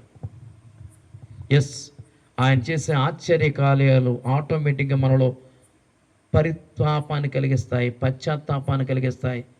ఏంటి ప్రభువా, నేను ఇలాంటి ఉండని తెలుసు కూడా నన్ను ఎంత ప్రేమిస్తున్నావయ్యా, నీ మందిరంలో అడుగు పెట్టడానికి యోగ్యత లేదు, నిన్ను నోరారా పలకడానికి కూడా నాకు అంత స్థితి లేదయ్యా, నేను అంత మంచోడిని కాదయ్యా. ఎంత మంచోడండి యేసయ్యా అంటే. సీమోను పాపి అయినప్పటికీ యేసయ్య కార్యం చేశాడా? చేశాడు. ఎందుకు చేశాడు? యేసయ్యకు చోటిచ్చాడు, యేసయ్య చెప్పింది చేశాడు. ఈ రాత్రి నేను అంటున్నాను కదా, నువ్వు ఎంత ఘోర పాపమైనా సరే పర్వాలేదు, ఆయనకు చోటిస్తే, ఆయన మాటకు విలువిస్తే, ఆయన నీ జీవితాన్ని ఉన్నత దిశగా మార్చివేస్తాడు. దేవుని స్తోత్రం చెప్పండి. ఎంత ప్రేమించేవాడండి. దేవుని స్తోత్రం చెప్పండి. హల్లెలూయా. ఎంత మంచి దేవుడవేసయ్యా, ఎంత మంచి దేవుడవేసయ్యా, చింతలన్నీ తీరేనయ్యా, ఎంత మంచి దేవుడవేసయ్యా. అందరూ పాడతారా? నా చింతలన్నీ నిన్ను చేరగా, ఎంత మంచి దూరా పాపినైనా నేను దూరంగా పారిపోగా, దూరా పాపినైనా నేను దూరంగా పారిపోగా, నీ ప్రేమతో నన్ను హత్తుకున్నావయ్యా. హల్లెలూయా. ఎంత మంచివాడండి. ఈ రోజున ఎదుటి వ్యక్తికి సహాయం చేయాలనుకుంటే కొంతమంది పెద్ద లిస్టు చూస్తున్నారు. ఆడు దరిద్రుడు, ఆడికి ఎందుకు చేయాలి, ఆడు మనసు మంచిది కాదు, ఆడు మాట మంచిది కాదు, ఆడు బ్రతుకు మంచిది కాదు అంటారు. వీళ్ళేదో పెద్ద బాగున్నట్టు. చాలా మంది అండి ఆళ్ళల్లోనేమో దూరం పెట్టుకుంటున్నారు, ఎదుటివారి కంట్లోనేమో నలుసు చూస్తున్నారు. అందుకే యేసయ్య అన్నాడు, ఎదుటివాని కంట్లో నలుసు తీయడం కాదు, ముందు నీ కంట్లో దూలాన్ని తీసేసుకో అన్నాడు. దేవుని స్తోత్రం. కనుక నేను అంటాను కదా, ఎదుటి వారి తప్పులు ఎత్తమాకండి, నీలో తప్పు లేకుండా చూసుకో చాలు. తప్పు ఉంది అనిపిస్తే ఒప్పుకో. దేవుడు ఎంత మంచోడు తెలుసా, మట్టితో మనిషిని చేయడం మాత్రమే కాదు, ఆ మనిషిలో మనస్సాక్షిని కూడా పెట్టాడు. దేవుని స్తోత్రం. మంచి చేసాం అనుకోండి, మనల్ని ఎవరు పొగిడినా పొగడకపోయినా, పొగిడేది ఎవరో తెలుసా? మనసాక్షే. తప్పు చేసాం అనుకోండి, ఎవరు చూసినా చూడకపోయినా, ఎవరు తిట్టినా తిట్టకపోయినా, మొట్టమొదటి తిట్టేది ఎవరు? మనసాక్షే. ఎరా ఎంత బతికి ఈ పని చేయడాక అంటది ఎవరు? భార్య కాదు. భార్య అంటే ఊరుకుంటాం ఏంటి? మనసాక్షి. దాన్ని నోరు మూసుకో అంటామా? అబ్బే, మనసాక్షి నోరు ముయ్యడం ఎవడి వల్ల కాదు, మనం పోవాలే తప్ప. మనతోనే ఉంటుంది, మనలోనే ఉంటుంది. మనల్ని ఎప్పటికప్పుడు సెట్ చేయడానికి దేవుడు మన సాక్షిని పెట్టాడు. దేవుని స్తోత్రం చెప్పండి. హల్లెలూయా. మనం చేసింది ఏమన్నా, నేను మంచి చేశాను చెడు చేశాను అడగక్కర్లా. ఎందుకు? మనలో ఏముంది అంతే. అందుకని అంటారు ఏంటి తెలుసా, మనసాక్షి తీర్మానం ప్రకారంగా మీరు చేయండి అంటారు. ఎప్పుడు తెలుసా? ఓటేసేది ఎప్పుడు అంట. ప్రలోభాలకు లొంగిపోమాకండి, మీ మనసాక్షి ఏది చెప్తే అది. మనసాక్షి చెప్తుంది ఏది మంచో ఏది చెడో, ఏది చేయాలో ఏది చేయకూడదో చెప్పేదెవరో అని నేను అంటాను. చిన్న మాట, నేను వచ్చాను కదా, వచ్చిన తర్వాత పాట పాడుతుంటే అంతమానం బాక్స్ ఆగిపోయిందిగా, సౌండ్ సిస్టమ్ అయిపోయిందా లేదా? ఆయనకి మనసాక్షి ఉంది కాబట్టి, అమ్మో ఇలా అయితే కుదరదు అని పాపం ఎక్కడికి వెళ్ళాడో వెళ్ళి ఏం తెచ్చారండి? ఇంకో యాంప్లిఫైర్ తెచ్చారా? ఎందుకు? మనసాక్షి పనిచేసింది అక్కడ. అది లేకపోతే కాలు మీద కాలు వేసుకుని ఎప్పుడు ముగిస్తారా బాబు అని చూసేవాడు ఆయన. ఆయనలో మనసాక్షి ఉంది కాబట్టి అయ్యో ప్రసంగం చేయడానికన్నా కావాలి కదా అని వెళ్ళి పాపం శ్రమపడి తీసుకొచ్చాడు. ప్రభు మిమ్మల్ని దీవించునుగాక, రేపు ఇంకా కొంచెం మంచి. దేవుని స్తోత్రం, హల్లెలూయా. అవునండి, నిజంగానండి. దేవుని పరిచర్యకి ఎవరు సహకరించిన ఆశీర్వాదం అండి. అరే కొంచెం చోటు ఇచ్చాడు. యేసు ప్రభు ఎంత మేలు చేశాడు. అతడు జీవితంలో ఎప్పుడు పట్టినంత సరుకు దొరికింది. దేవుని స్తోత్రం. అంతేకాదు తన యొక్క పాలి వండరు కూడా పిలిచారు. 2 దోణులు మునిగిపోయేటట్టు ఒడ్డుకి చేర్చిన తర్వాత సీమోను పేతురు యేసయ్య పాదాలు పట్టుకుని ఏడుస్తున్నాడయ్యా, నేను అర్హుణ్ణి కాదయ్యా, నేను పాపాత్ముణ్ణి, దయచేసి నన్ను విడిచిపో అయ్యంటే, అవునా నువ్వేదో మంచోడు వరకు చేశాను అనలేదు ఆయన. నువ్వు మంచోడువో కాదో ఆయనకి తెలుసు.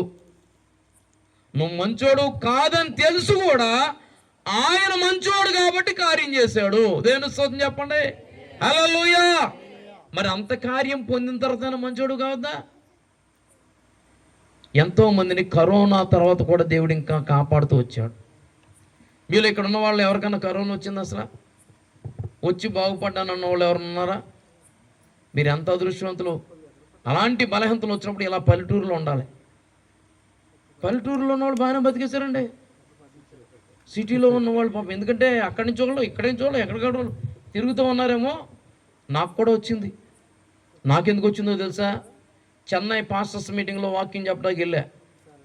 ఆ టైంలో ఏసీ భోగిలో వెళ్ళాను, ఏసీ భోగిలో వచ్చాను. సాధారణంగా ఏసీ భోగిలో వాళ్ళు రగ్గిస్తారు, దుప్పటిస్తారు. కరోనా సీజన్ కదా పక్కన పెట్టారు అంతే. నాకు తెలియక నేను కనీసం షాల్వా కూడా వెళ్ళేటప్పుడు వచ్చేటప్పుడు కప్పింది ఉందలే తెచ్చుకున్నాను.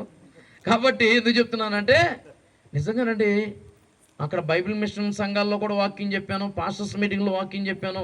ఆ తర్వాత వస్తూ ఉంటే ఎక్కడ తగులుకుందండి నన్ను. ఏంటిది? కరోనా. తేడా అనిపించింది. నేను ఇంటికి రాకముందే పాస్టర్ గారు ఫోన్ చేసి చెప్పేశాడు, నాకేదో కొంచెం తేడాగా ఉంది, నా దగ్గరికి ఎవరు రామాకండి, ఆ వెనకాల తలుపు తీయండి, నేను వచ్చి ఆ రూమ్లో ఉంటా అని చెప్తే అలాగే చేశారు. నేను ఆ రూమ్లో ఉండి వీళ్ళకి దూరంగా ఉన్నాను. ఏమండి, దేవుని మహాకృప వల్ల ఏమండి ఆ తర్వాత టెస్ట్కి వెళ్తే పాజిటివ్ వచ్చింది. అయినా దేవుని మహాకృప చేత దేవుడు నన్ను కాపాడాడు, ఆరోగ్యాన్ని ఇచ్చాడు. లేకపోతే మిమ్మల్ని నేను చూసేవాడిని కాదు, నన్ను మీరు కూడా చూసేవాళ్ళు కాదు. కానీ ఒక మాట అనుకునేవారు, కైకలూరు మన్నా చర్చి పాస్టర్ గారంట కరోనాలో చచ్చిపోయారు. తెలుస్తాయి, ఇలాంటివి మాత్రం బాగా తెలుస్తాయి. అందుకో ఇక అయ్యగారు కొత్త ఇంకా బాగా తెలుస్తాయి. అమ్మో అయ్యగారు అంటండి, ఆయన అయ్యగారు అంటండి, ఏమొచ్చిందండి వీడా బాగేం చేస్తాడు అనే టైప్ వాళ్ళు ఉంటారు. అమ్మో మామూలు కాదండి, ఉంటారు. అందరు మంచోళ్ళేనండి. ఏమంటే ఎప్పుడు పోతాడా అని చూసేవాళ్ళు ఉంటారు. అబ్బే ఎవరు పోయినా ఈయన మాత్రం పోకూడదు అనుకునే వాళ్ళు ఉంటారు. కాబట్టి దేవుడు ఎంత మంచివాడో. దేవుని స్తోత్రం. దేవుడు అలా కాపాడాడు కాబట్టి మరింతగా పరిచర్యలో సాగుతున్నానండి. ఒక్క పూట కూడా ఖాళీగా ఉంటాకి ఇష్టపడి నేను మీకు కూడా చెప్తున్నాను, ఆరాధనకు రండి, ఉపవాస మీటింగ్కి రండి.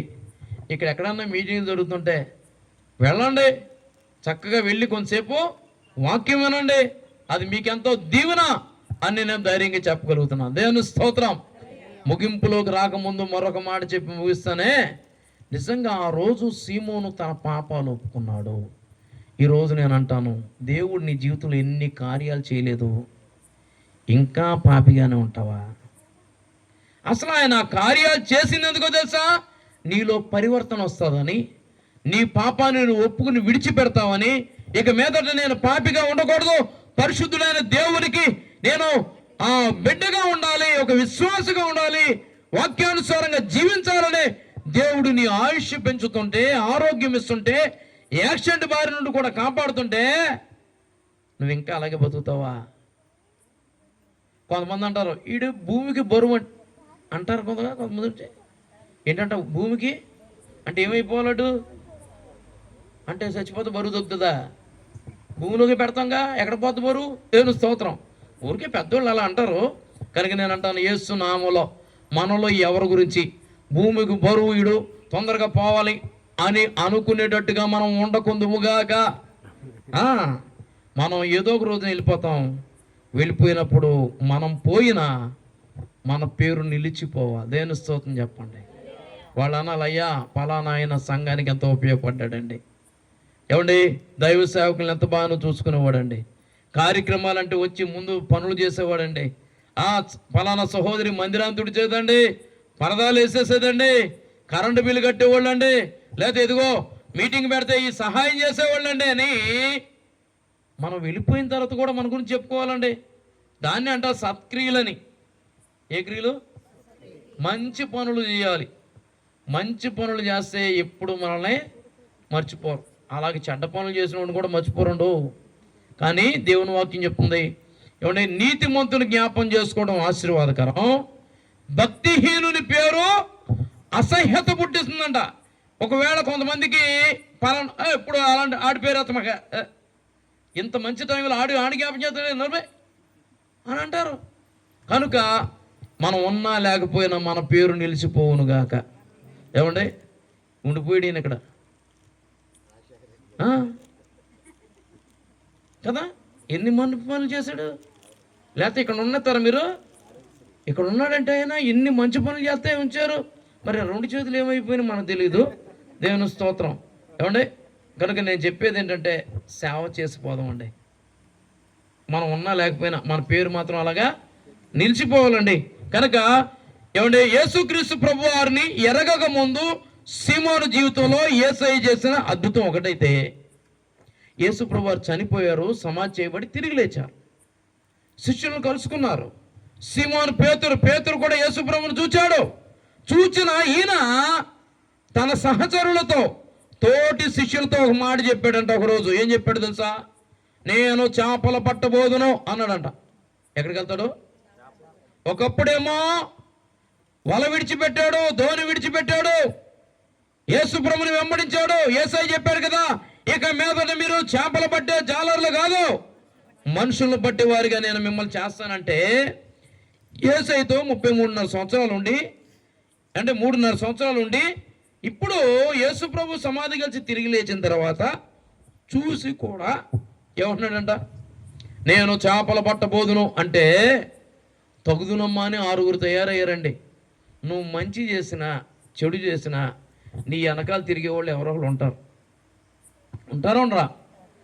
ఎవడికి ఉండే బ్యాచ్ వాళ్ళకుంటారు. చేపలు పట్టబోదునంటే మిగిలిన వాళ్ళు అన్నారు 6 మేము కూడా వస్తామన్నారు. నేను అనుకున్నాను ఈ పేతురు గారు పెద్ద కదా, చేపలు పట్టబోదును అనకుండా నేను ప్రార్థన చేయబోదును అనుంటే 6 ఏమనేవాళ్ళు? మేము కూడా వస్తామయ్యా. అవును, ఈరోజు నేను అంటాను, ప్రభువు దగ్గర నుండి లోకంలోకి తీసుకెళ్ళటం గొప్ప కాదు, లోకంలో ఉన్న వారిని ప్రభు దగ్గరికి తీసుకురావాలి. దేవుని స్తోత్రం చెప్పండి. సీమోను ఒక్కరిని కూడా యేసుప్రభు దగ్గర తీసుకురాలేదండి. సీమోనుని కూడా యేసుప్రభు దగ్గర తీసుకొచ్చింది ఎవరు తెలుసా? అతని సహోదరుడైన ఆంద్రయ పేతురును అనేది సీమోనుని, యాకోబును, యోహానును యేసుప్రభు దగ్గర తీసుకొచ్చాడు. దేవుని స్తోత్రం. ఈ రాత్రి ఒక చిన్న ప్రశ్న వేస్తున్నాను, ఎప్పుడైనా ఒక వ్యక్తిని దేవుని మందిరాన్ని తీసుకొచ్చావా? కొంతమంది వెళ్ళేవాడిని కూడా ఎక్కడికి వెళ్తా, ఎందుకనిలే ఆగు, ఇప్పుడు అర్జెంటుగా మాట్లాడాల్సింది అవుతుంది నీతో అని మందిరానికి వెళ్ళేవాళ్ళు కూడా ఆపేసి దారిలో ఈ పంచాయతీ బలాలు ఉన్నాయి కదా, వాటి మీద కూర్చుని కబుర్లు చెప్పుకునే వాళ్ళు కూడా ఉన్నారు. నేను అంటాను కాదో, ప్రభువు దగ్గరికి ఎవరో ఒకరిని తీసుకొచ్చే వ్యక్తిగా ఉండాలి. దేవుని స్తోత్రం చెప్పండి. యేసు ప్రభు దగ్గరికి ఒక్కరిని కూడా తీసుకురాలేదు. కానీ సీమోను యేసు ప్రభును తిరిగి లేచిన తర్వాత చూచుకోడా ఇప్పుడు యేసు ప్రభు దగ్గర నుంచి ఎక్కడ తీసుకుపోతున్నాడు? చేపలు పట్టడానికి. ఈ 7 కలిసేనంట. ఏమండి ఆ సరస్సు దగ్గరికి వెళ్ళారు, దోణి ఎక్కారు, వలసెరారు, రాత్రి అంతా ప్రయాసపడ్డారు, కానీ ఏమీయూ దొరకలేదు. నీరసం, ఆకలి, విరక్తి, ఏంటి బతుకులా అయిపోయినాయి. అసలు పేతురు గారికి ఆయన శాపం పెట్టుకోవడం బాగా వచ్చు ఆయనకి. కనుక ఇలా అనుకుంటుంటే ఉదయం అయింది, సూర్యోదయం అయినప్పుడు యేసు ప్రభు సముద్ర ధరణి నిలిచాను. చప్పలు కూడా దేనమ్మపరచండి. ఈ రాత్రి ఒక శుభవార్త చెప్పనా? యేసయ్యను వారు విడిచిపెట్టారు కానీ యేసయ్య వాళ్ళను విడిచిపెట్టలేదు. ఓ సహోదరుడా, యేసు ప్రభుని విడిచిపెట్టావా? సహోదరి, యేసు ప్రభుని విడిచిపెట్టావా? ఒకప్పుడున్న ఆత్మీయత లేదా? ఒకప్పుడున్న ప్రార్థనా జీవితం లేదా? ఒకప్పుడున్న పరిశుద్ధమైన జీవితం లేదా? ఒకప్పుడున్న వినయ భయభక్తులు లేవా? ఎందుకు నీ జీవితం అలా అయిపోయింది? నా యేసయ్య నిన్ను విడిచిపెట్టేవాడు కానే కాడు. నశించిన దానిని వెతికి రక్షించుటకు వెతుక్కుంటూ వచ్చిన ఆ యేసయ్య మిమ్మును గురించి లక్ష్యము కలిగి ఉన్నాడు, పట్టించుకుంటున్నాడు. ఉదయాన్నే సూర్యోదయాన్ని కనపడ్డాడు. ఆయన కనపడి ఏమన్నాడు తెలుసా? పిల్లలారా, తినుటకు మీ వద్ద ఏమైనా కలదా అన్నాడంట. ఏమన్నాడు? ముందు పిల్లల ఏమంటున్నాడు? వీళ్ళు ఏమనుకుంటున్నారు? మేము పెద్దోళ్ళు అనుకుంటున్నారు. ఎంత పెద్దోళ్ళు అయినా తండ్రికి చిన్నోళ్ళేగా. కొంతమంది కాస్త పెరిగారంటే ఇంకా మాట వినరండి. అమ్మ మాట వినరు, నాన్న మాట వినరు, అయ్యగారి మాట వినరు, అసలు ఎవరి మాట. కాబట్టి యేసయ్య అన్నాడు, పిల్లలారా. పిల్ల చేష్టలు కాబట్టి ఏంటంట, సమాధి గచ్చి తిరిగి లేచిన యేసయ్యను చూసిన తర్వాత ఎవడన్నా మళ్ళా సముద్రంలోకి వెళ్తాడా? ఈయన వెళ్ళటం కాదు, ఈయనతో పాటు ఎంతమంది తీసుకెళ్ళాడు? అక్కడక్కడ కొన్ని సంఘాల్లో చూస్తానండి, వాళ్ళు వచ్చేటప్పుడు చర్చికి ఒకళ్ళు వస్తారు. తేడా ఏమైనా వచ్చింది అనుకోండి, సగం మందిని వేసిపోతారు. ఎక్కడికి? కొంతమంది ఎలా ఉంటారో తెలుసా? ఏంటి గుడికి వెళ్ళేదే, రేపటి నుంచి మా ఇంట్లోనే దొరుకుతుంది ప్రార్థన అంటారు. ఊరినైనా నేను అంటాను, సంఘాన్ని దైవజనులు ఎప్పుడూ మనం విడిచిపెట్టకూడదు. ఏమంటే ఎంత చరిత్ర గల సంఘం అండి ఇది. అలనాడు ప్రభువు నమ్మిన విదేశం నుండి వచ్చిన భక్తులు ఎంత కన్నీరు కార్చారు, ఎంత కష్టపడ్డారండి.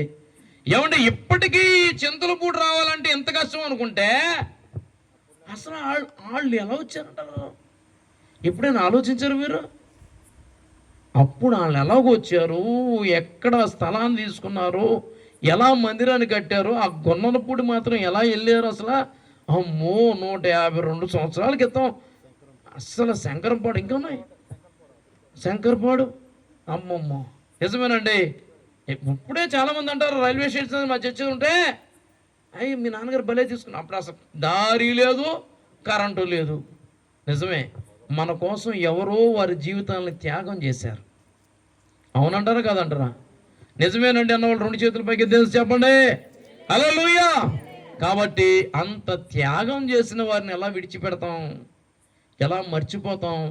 కాబట్టి యేసు ప్రభు వారిని విడిచిపెట్టి వాళ్ళు వెళ్ళిపోయినా యేసు ప్రభు మాత్రం వారి దగ్గరకు వచ్చాడు. పిల్లలారా, తినుటకు మీ వద్ద ఏమైనా ఉన్నదా అని అంటే వాళ్ళు ఏమన్నారు? లేదనిరి అన్నమాట. యేసుతో ఉన్నప్పుడు అమ్మో, అస్సలు వాళ్ళు ఉపవాసం ఉండే బ్యాచ్ కూడా కాదు అది. ఉపవాసం కూడా ఉంటారంట వాళ్ళు. పరిసయ్యులు శాస్త్రులు ఇలా ఉపవాసం ఉండేవారు, నిఘా పెట్టేవాళ్ళు. ఏంటి వీళ్ళు ఇప్పుడు కూడా తినేస్తున్నారా? తిండిపోతు బ్యాచ్ ఇదే. ఊరిని కక్కుర్తి, చెయ్యి కూడా కడగరేంటి, ఆ చేతులు కూడా కడుక్కొని తినేసేవాళ్ళు అంట. యేసుప్రభు అన్నారు, మొదగుడా నీ శిష్యులు ఏం శిష్యులయ్యా, విశ్రాంతి తిన్నా వెనుగు తెచ్చుకు తింటున్నారు, కనీసం భోజనం పెడితే చేతులు కూడా కడుక్కొని తింటున్నారు అని అంటే వాళ్ళందరిని మళ్ళీ జాగ్రత్తగా యేసుప్రభు సరదాల్సి వచ్చేది. ఏమంటే వెనక వేసుకురావాల్సి వచ్చేది. అవును, వాళ్ళని ఏమి అన్నిచ్చేవాడు కాదు అసలు యేసుప్రభు. ఎంత మంచి చూడండి. మనమైనా ఇక్కడ చూడండి, మన పిల్లలు తప్పులు చేసి ఏమంటాం? మా వాడు ఎలాంటి వాడు, ఎవరిని ఏమనుకుంటున్నావు నువ్వు? అబ్బే అవునయ్యా అవును. ఇప్పుడు ఏంటంట, ఇప్పుడు ఏదో చిన్నవాడు తెలుసో తెలియకో, అంతేగాని మనం అసలు ఏమన్నా అన్నెత్తామా? అమ్మ, మనమే ఇలా అనుకుంటే పరమ తండ్రి మనల్ని ఏమన్నెత్తాడు? దేని సొంతం చెప్పండి. ఎంత మంచోడండి. నిజంగా మనం చేసిన పాడు పనులకి ఆయనకి కనుక తేడా వస్తే ఇప్పటికి ఇక్కడ నేను అంటాను ఒక్కడు కూడా ఉండేవాళ్ళు కాదేమో, అందరూ సమాధే. ఇంకా సమాజంలో ఉన్నామంటే కేవలం ఆయన కృప అంతే. ఎప్పుడూ రాలిపోవాల్సిన వాళ్ళు మనం. మా నీతి క్రియలు కానే కాదయ్యా, నీ కనికరమే నన్ను కాపాడెను. నీతి క్రియలు కానే కాదయ్యా, నీ కనికరమే నన్ను కాపాడేను. నీ కృపలే నీదే, నీ బ్రతుకలేనయ్యా, నీ కృపయే కదా నన్ను బ్రతికించెను. నీ కృపలే నీదే, నీ బ్రతుకలేనయ్యా, నీ కృపయే కదా నన్ను బ్రతికించెను. హల్లెలూయా. యేసయ్య అప్పుడు చెప్పాడు, దోణి కుడి వైపున వల వేయండి దొరుకుతాయి అన్నాడు. దేవుని స్తోత్రం చెప్పండి. వారు అలాగూ చేసి 153 గొప్ప చేపలు పట్టారంట. ఎన్ని? 153 పెద్ద చేపలు దొరికినాయి. ఆ రాత్రి అంతా ఎక్కడికి వెళ్ళిపోయినాయి? నేను అంటాను, నువ్వు దేవుని మాట వినకపోతే ఎంత ప్రయాసపడినా ఫలితం శూన్యం. అక్కడక్కడే ఉన్నాయి కానీ ఒకటి పడతలేదు. నువ్వు ఎప్పుడైతే దేవుని మాట వింటావో దేవుడు అన్నీ సమకూర్చి జరిగిస్తాడు. దేవుని ప్రేమించు వారికి మేలు కలగడానికి దేవుడు సమస్తమును సమకూర్చి నడిపిస్తాడని చెప్పడానికి సందేహం లేనే. 153 గొప్ప మత్యములు వాటిని లాక్కుని వస్తున్నారంట. ఈలోగా యోహాను అనేసాడు, ప్రభు సుమే అన్నాడంట. అంటే ప్రభువును కూడా గుర్తుపట్టలేనంత దూరం వెళ్ళిపోయారు వీళ్ళు. ప్రభు సుమి అని ఎప్పుడైతే అన్నారో, సీమోను పేతురంట సముద్రంలో నన్ను ఎవడు చూస్తాడని మొత్తం తీసాడంట. బట్టలు పై వాసం తీసుకుని సముద్రంలో దూకి ఈత కొట్టుకుంటూ వచ్చాడంట. ఈలోగా ఒడ్డుకి వచ్చినాయి. యేసు ప్రభు ఉన్న చోటంట నిప్పులు ఉన్నాయంట. నిప్పుల మీద చేపలు ఉన్నాయి, రొట్టెలు కూడా ఉన్నాయి. ఆయన అన్నాడు, వచ్చి భోజనం చేయండి అన్నాడు. చప్పలు కూడా తిన్నా మేము పరచండి అంటే అన్నీ ఉన్న యేసయ్యని కాదనుకుని వెళ్ళిపోయారు. కాల్చి వేడి వేడి చేప, వేడి వేడి రొట్టి ఇచ్చే యేసయ్యని వదిలిపెట్టి పచ్చి చేపల కోసం రాత్రి అంతా ప్రయాసపడ్డారు. బైబిల్లో రాయమాట, నన్ను విడిచి వేరొకరిని అనుసరించి వారికి శ్రమలు విస్తరిస్తాయి. కాబట్టి యేసయ్య చెప్పాడు కదా, ఇప్పుడు మీరు పట్టిన వాటిలో కొన్ని తీసుకురండి అన్నాడు. ఆయన ఎందుకన్నాడు ఆ మాట? నా మాట ప్రకారం చేశారు కాబట్టి కొన్ని తీసుకురండి అన్నాడు. కొన్ని అంటే ఎన్ని తీసుకురావాలి? 153 చేపలు కదా. వాటిలో కొన్ని అంటే నేను చెప్తున్నాను వినండి, 10%. ఎంత? దాన్ని ఏమంటారు? 10వ భాగం. అసలు ఈ మాట అంటేనే లోకస్తులకి లోకువైపోతున్నాం మేము. దశంభాగాలు అడుగు బతికేస్తున్నారు. అసలు ఇది లేనిది ఎక్కడుందో చెప్పండి. ఒక మేస్త్రి ఎక్కడికైనా షాప్లోకి వెళ్ళి ఇప్పిస్తే పర్సంటేజ్ ఇస్తారా లేదా? 1000 రూపాయలు కొనిపిస్తే ఎంత ఇస్తారు ఆయనకి? 100 రూపాయలు ఇస్తారు. డ్రైవర్ వెళ్ళాడు, ఒక 2,000 రూపాయలు కిరాయికి వెళ్ళి వచ్చాడు. డ్రైవర్ బ్యాట్ అంతా 200. మేస్త్రి అమ్మ తీసుకెళ్ళింది కూలికి. ఏమండే దాన్ని కూడా ఏమంటారు? దాంట్లో అయితే పదాలు వేరు అబ్బో, కానీ అసలు సబ్జెక్ట్ ఇదే. చివరికి పెళ్ళి కట్నం ఎంత? 1,00,000. ఆడపడుచు కట్నం ఎంత? ఎక్కడ లేదు చెప్పండి, ఎక్కడ లేదు. అసలు బుర్ర ఉపయోగించలేదు ఎవడో, అందరికి ఇచ్చేస్తున్నారు, అసలైంది ఆపేస్తున్నారు. అది అసలు ఇది చేస్తుంటే మన జీవితాలు ఎప్పుడో ఆశీర్వాదం పొందాయి. కనీసం ఏమంటుంది, రోడ్లు వేస్తున్నా ఏం చేస్తున్నా ఏమంటారు, అది కాంట్రాక్టర్ ఇచ్చినోడు కూడా ఎవరు ఇచ్చారో వాళ్ళకి పర్సంటేజ్ ఇస్తున్నాడు లేదా? పర్సంటేజ్ ఇవ్వకుండా ఎవడు ఇస్తాడా? భారతదేశంలో పర్సంటేజ్ లేకపోతే అసలు పనులే అవ్వవు. నేను ధైర్యంగా చెప్తానంతే, ఎవడైనా పర్సంటేజ్ అంతే. కానీ దేవుడు తన కోసం అడగట్లేదు. ఇవ్వండి, కాల్చి మీకు ఇస్తాను. దేవుని స్తోత్రం చెప్పండి. తాను తినటానికి కాదు, వారికి పరిచర్య చేసి ఇవ్వడానికి ఇష్టపడుతున్నాడు. దేవుని స్తోత్రం చెప్పండి. హల్లెలూయా. ఒకవేళ యేసు ప్రభువారే కనుక కుడి పక్కన వేయండి అనకపోతే పడకపోతే వీళ్ళ ముఖాలు అలగుండే. ఆయన మాటతో పట్టారు, ఆయన మాట వింటే బాగుపడతారు. దేవుని స్తోత్రం చెప్పండి. ఈ మాట నేను చెప్తున్నాను. ఆయన మిమ్మల్ని గురించి చింతిస్తున్నాడు. యేసు ఎవరో ఎరగక ముందు అద్భుతం చేశాడు. యేసుని ఎరిగి యేసుకు దూరం అయిపోతున్నా సరే అద్భుతం చేసి సరి చేశాడు. ఈ రాత్రి నేను చెప్తున్నాను, యేసు ప్రభు దగ్గర రాకముందు కూడా అద్భుతం చేస్తాడు. వచ్చి వెళ్ళిపోతున్నా సరే విడిచిపెట్టడు.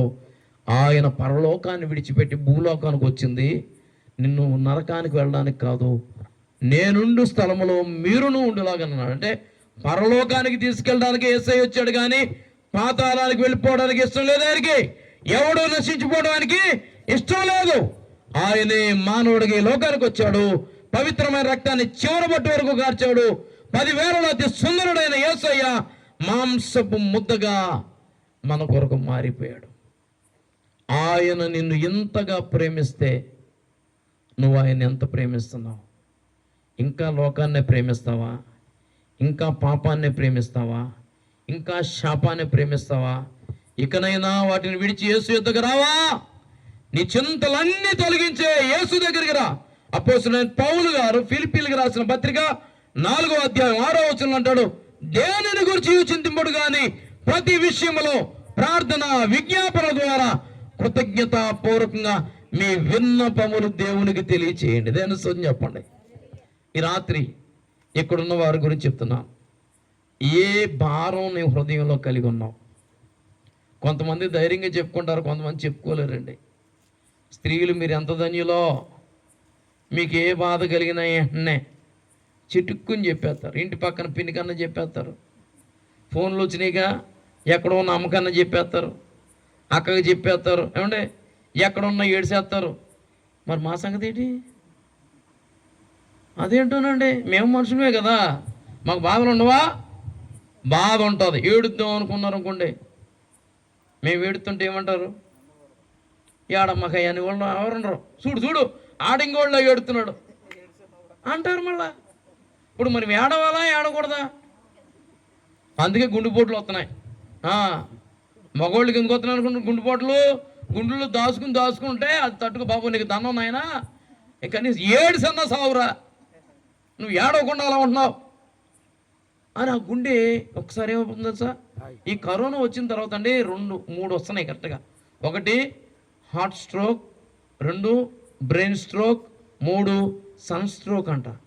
ఇది ఎండ కాబట్టి ఈ 3 వాటిల్లో ఏదో ఒకటి మనం తోసేస్తుంది. అలా తోయకుండా ఉండాలంటే మనం ఏం చేయాలి? ప్రభు మీద ఆధారపడాలి. ఎన్ని బాధలు కలిగినా పురుషులకి చెప్తున్నాను, మందిరంలోకి వచ్చి ఆడవండి. ఎక్కడ? ఇంట్లో ఏడితే ఏమంటారు? ఇక్కడికి వచ్చి ఏడిసారు అనుకోండి, మళ్ళీ మీరే అంటారు అసలు మా చర్చిలో ప్రార్థనా పరుడు అంటే ఆయనండి. అసలు ఆయన ఎంత ప్రార్థనా పరుడు అంటే అసలు ఆయన ప్రార్థన చేస్తే ప్రభువే దిగి అమ్మ ఏం కన్నీరు కార్చి ప్రార్థన చేస్తా, ఆడవాళ్ళు మేము కూడా ఆడం, అంత బాగా ప్రార్థన చేస్తాడని అంటారు. కాబట్టి పురుషులారా ఎక్కడ ఎడుతాం? కొంతమంది ఎక్కడే ఆడవరండి, ఎదుటి వాళ్ళు ఎవరిని ఎదిగిపోతుంటే ఆయన చూసి ఎడుతారు. ఊరి నిన్న కాక మొన్న ఏం లేదు అడిగి, అప్పుడే డాబా మీద డాబా కట్టాడా, అరే ఆడేంటి అంత అయిపోయాడు. ఇదొక ఏడుపు. నేను అంటాను, యేసునామములో అలాంటి ఏడుపులన్నీ కొట్టివేయబడును గాక.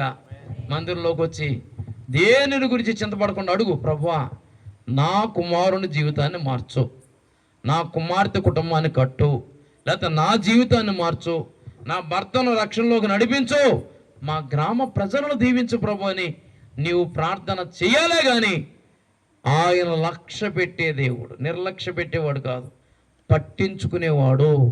కనుక ఈ మొదటి రోజే దేవుడు ఈ మాట చెప్పాడు, చింతలపూడి వాస్తవ్యులారా నిశ్చింతగా ఉండండి. ఇక చింతపడాల్సిన అవసరమే లేదు, రాదు. ఎందుకనంటే మనం అప్పుడు వాడతాం, చింతలేదిక వింతగాను బెత్లెహేమందునా చెంత చేరను రండి సర్వ నాంగమా సంతసమందుమా. హల్లెలూయా. అప్పుడు వస్తాం, మళ్ళీ ఎప్పుడు వస్తాం? క్రిస్మస్ అయిపోయింది కదా, మళ్ళీ గుడ్ ఫ్రైడేకి వస్తాం, ఆ తర్వాత క్రీస్తు లేచను అప్పుడు వస్తాం. ఇంకెప్పుడు కొంతమంది రారు, అసలు ఎప్పుడు రారు. వాళ్ళు వెళ్ళిపోయినాక వాళ్ళని తీసుకొస్తారు. గుళ్ళోకి తీసుకురావాలండి, లేకపోతే ఎలాగో రాలేదుగా, ఎక్కడికన్నా తీసుకొస్తే వెళ్తాడేమో. వెళ్ళండి. అబ్బే, నువ్వు మోసుకొచ్చేదాకా ఆగమాగా. కాళ్ళు చేతులు బాగా పనిచేస్తున్నాయి, మందిలోకి వచ్చాయి, మోకరించు, చేతులు పైకెత్తు, ప్రభువాని కొందనాలు ప్రభు అని చెప్పు. ఆయన ఇచ్చు రక్షణను పొందుకో. దేని స్తోత్రం, హల్లెలూయా. కనుక ఆయన మిమ్మల్ని గురించి చింతించుచున్నాడు. మీ చింత యావత్తు ఆయన మీద వేయుడి. తలలో ఉంచండి, చిన్న ప్రార్థన చేసుకుందాం ఈ రాత్రి.